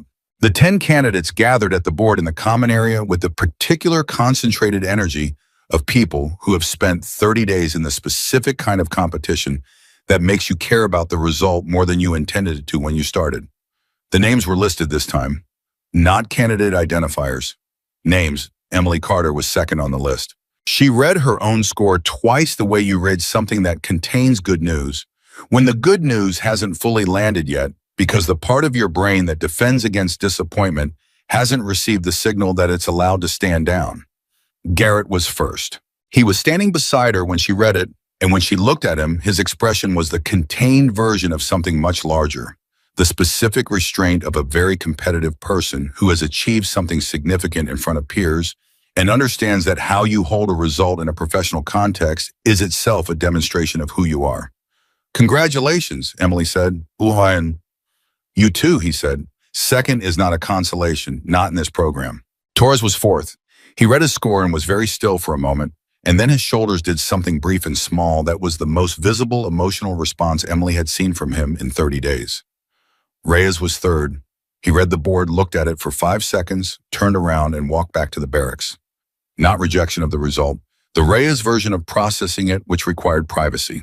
The candidate in fifth place, a quiet man named Vasquez, who had said little and done everything correctly for 30 days, looked at the board and said to no one in particular, "My wife is going to creak on." Several people laughed. The real laugh of exhausted people who have been through something together and found the thing that was genuinely funny in it. The tension of 30 days broke across that laugh, the way certain pressures break. Not dramatically, not with a crash, but with the specific release of something that had been held at high load for a long time and had finally been given permission to let go. Cole stood at the back of the room. He watched the candidates at the board with an expression that Emily, glancing at him across the room, could not name precisely. It was not pride, though it contained something adjacent to pride. It was not satisfaction, though it contained that too. It was more the expression of a man who is watching something that has happened under his leadership and is trying to see it clearly, not the version he wanted to see, not the version that confirmed what he already believed, but the actual thing, the accurate thing, the thing that was true whether or not it was convenient. He was trying, Emily understood, in the specific, effortful way that people try when the trying cost them something they valued. She looked away. At 1800, the formal notifications were delivered. All 10 remaining candidates were notified of their program completion status in individual meetings with Forsyth and a senior evaluator standard CSAT protocol. The meetings were brief and specific status scores, the formal language of program outcomes. Emily's meeting lasted 11 minutes. Forsyth told her she had completed the program with a performance record that placed her in the top 4% of CSCT graduates across 11 program years. She told her that her cognitive evaluation scores were the highest of the current cycle. She told her that her behavioral assessment record reflected a pattern of decision-making that the program specifically sought and rarely found at the level Emily had demonstrated it. Then she paused. "There's a note in your assessment file," Forsyth said. "It's not from this program's evaluation staff." Emily waited. Forsyth looked at the file. "It reads," she said, choosing her words with the precision of someone who is quoting something that deserves to be quoted accurately.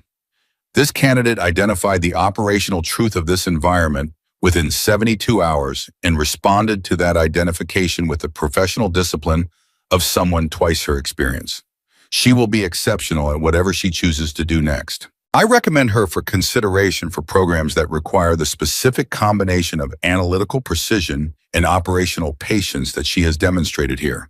She already knows how to wait. That is the rarest skill." Forsyth looked up. "It's initialed CB," she said. "I don't need to tell you who that is."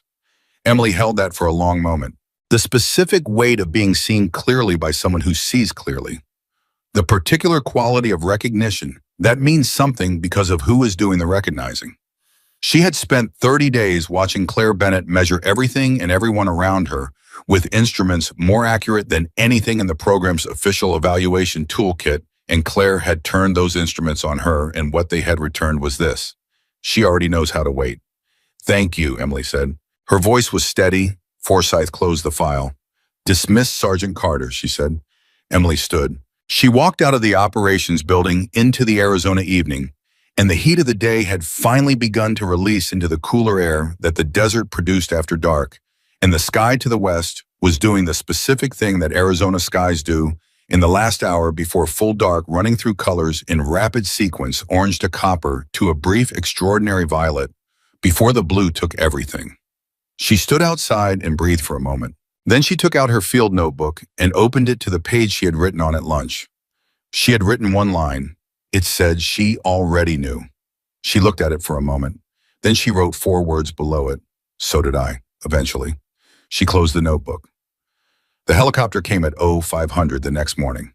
Emily heard it before she saw it, the distinctive pulse of rotors cutting through the pre-dawn quiet of the base, the specific sound that military installations learn to parse by frequency and approach angle the way musicians parse intervals, not consciously, not analytically, just as information the body receives in files.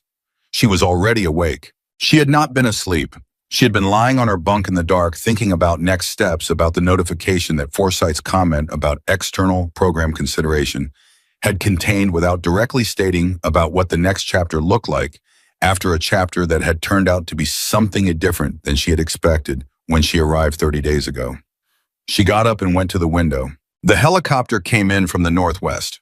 Running lights, minimal approach pattern that was not the standard base landing configuration, not the pattern used for administrative transport or scheduled arrivals. A different pattern, lower faster with the specific directness of a flight that had a precise destination and no interest in being observed longer than necessary. It landed on the south pad. A single figure walked to it from the direction of the base's administrative compound. Even at this distance, in this light, Emily knew the walk. She watched Claire Bennett cross the tarmac with her bag over one shoulder and the plain notebook tucked under her arm, and she walked the way she had walked on day one, measured, efficient, completely without performance. The walk of someone who had somewhere to be and was going there by the most direct available route. The helicopter's door opened. Claire stopped. She turned. She looked back at the base, not at the buildings, not at the parade ground, not at the administration building, where the evaluation records that bore her scores were now being sealed into a classification tier that most of the people who had witnessed their creation would never be able to access. She looked at the barracks, at the window where Emily was standing. The distance between them was too great for expression to carry. The light was too low for detail. But the look lasted long enough, 4 seconds 5, to be deliberate, to be directed, to be the specific act of a person who is leaving and who has chosen to acknowledge in the only form available at 0500 across a military tarmac that there is something worth acknowledging. Emily raised one hand. Claire nodded. Then she turned and stepped into the helicopter, and the door closed, and the rotors accelerated with the rising urgency of departure, and the aircraft lifted off the south pad and banked northwest into the pre-dawn dark and was gone in 40 seconds. Emily stood at the window. The sky outside was the specific blue-black of the hour before the first light, the color that belongs to the 30 minutes before the world decides to begin again, and somewhere in that darkness, a helicopter was carrying Claire Bennett toward a mission that didn't appear in any publicly accessible document and toward a version of the work that most people who passed through CSET would never know existed. Emily stayed at the window until the sound of the rotors faded completely. Then she turned back to the room. The program was over. Or rather, the program, the 30-day version of it, the Fort Blackstone version of it, was over. What came next was something else. Something that Forsyth's careful language had pointed toward without directly naming. Something that the note initialed CB in her assessment file had quietly recommended. She picked up her field notebook. She opened it to the page with the 2 lines. She read them. Then she turned to the next clean page and wrote at the top, "What I learned here." She sat down on the edge of her bunk and began to write. She wrote for 40 minutes without stopping. And what she wrote was not a formal record, not the organized intelligence product language of her training, not the evaluation score language of the program she had just completed. It was something more honest than either of those things.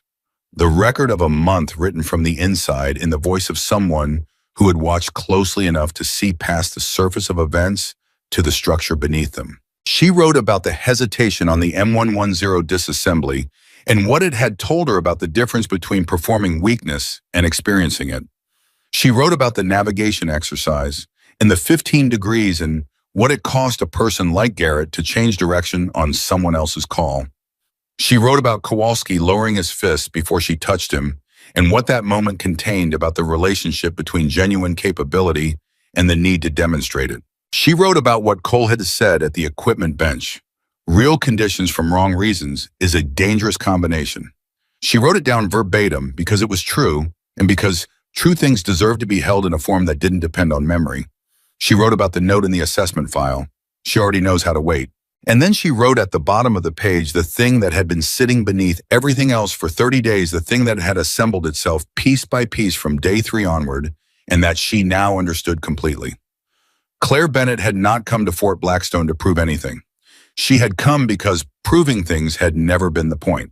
The point was the work, the actual work, not the recognition of the work, not the documentation of the work, not the audience for the work, but the work itself conducted with everything you had in whatever conditions existed for the people who depended on it for as long as it was required. That was what the notebook contained. That was what the civilian boots represented. That was what 83 seconds on a parade ground in front of 300 people had demonstrated, not that Claire Bennett was exceptional, though she was, but that exceptional in the truest sense had nothing to do with the need to be seen as exceptional. Emily closed the notebook. She stood up. She began packing her gear for departure. Across Fort Blackstone, the day was beginning. The 4:30 horn sounded in the candidate barracks out of reflex or schedule, though there were no longer candidates to wake. Cole was already in the administration building, sitting with a blank page and a pen, working on something that would take him weeks to complete, and that would eventually become the policy revision document that Forsyth's three-person committee had been asked to draft. He was writing it himself in his own words, because the mistake had been his, and the correction he had decided should be too. Garrett was on the phone with his wife, speaking quietly in the specific tone of someone who has been away long enough that the sound of a familiar voice requires a moment of adjustment before the conversation can begin.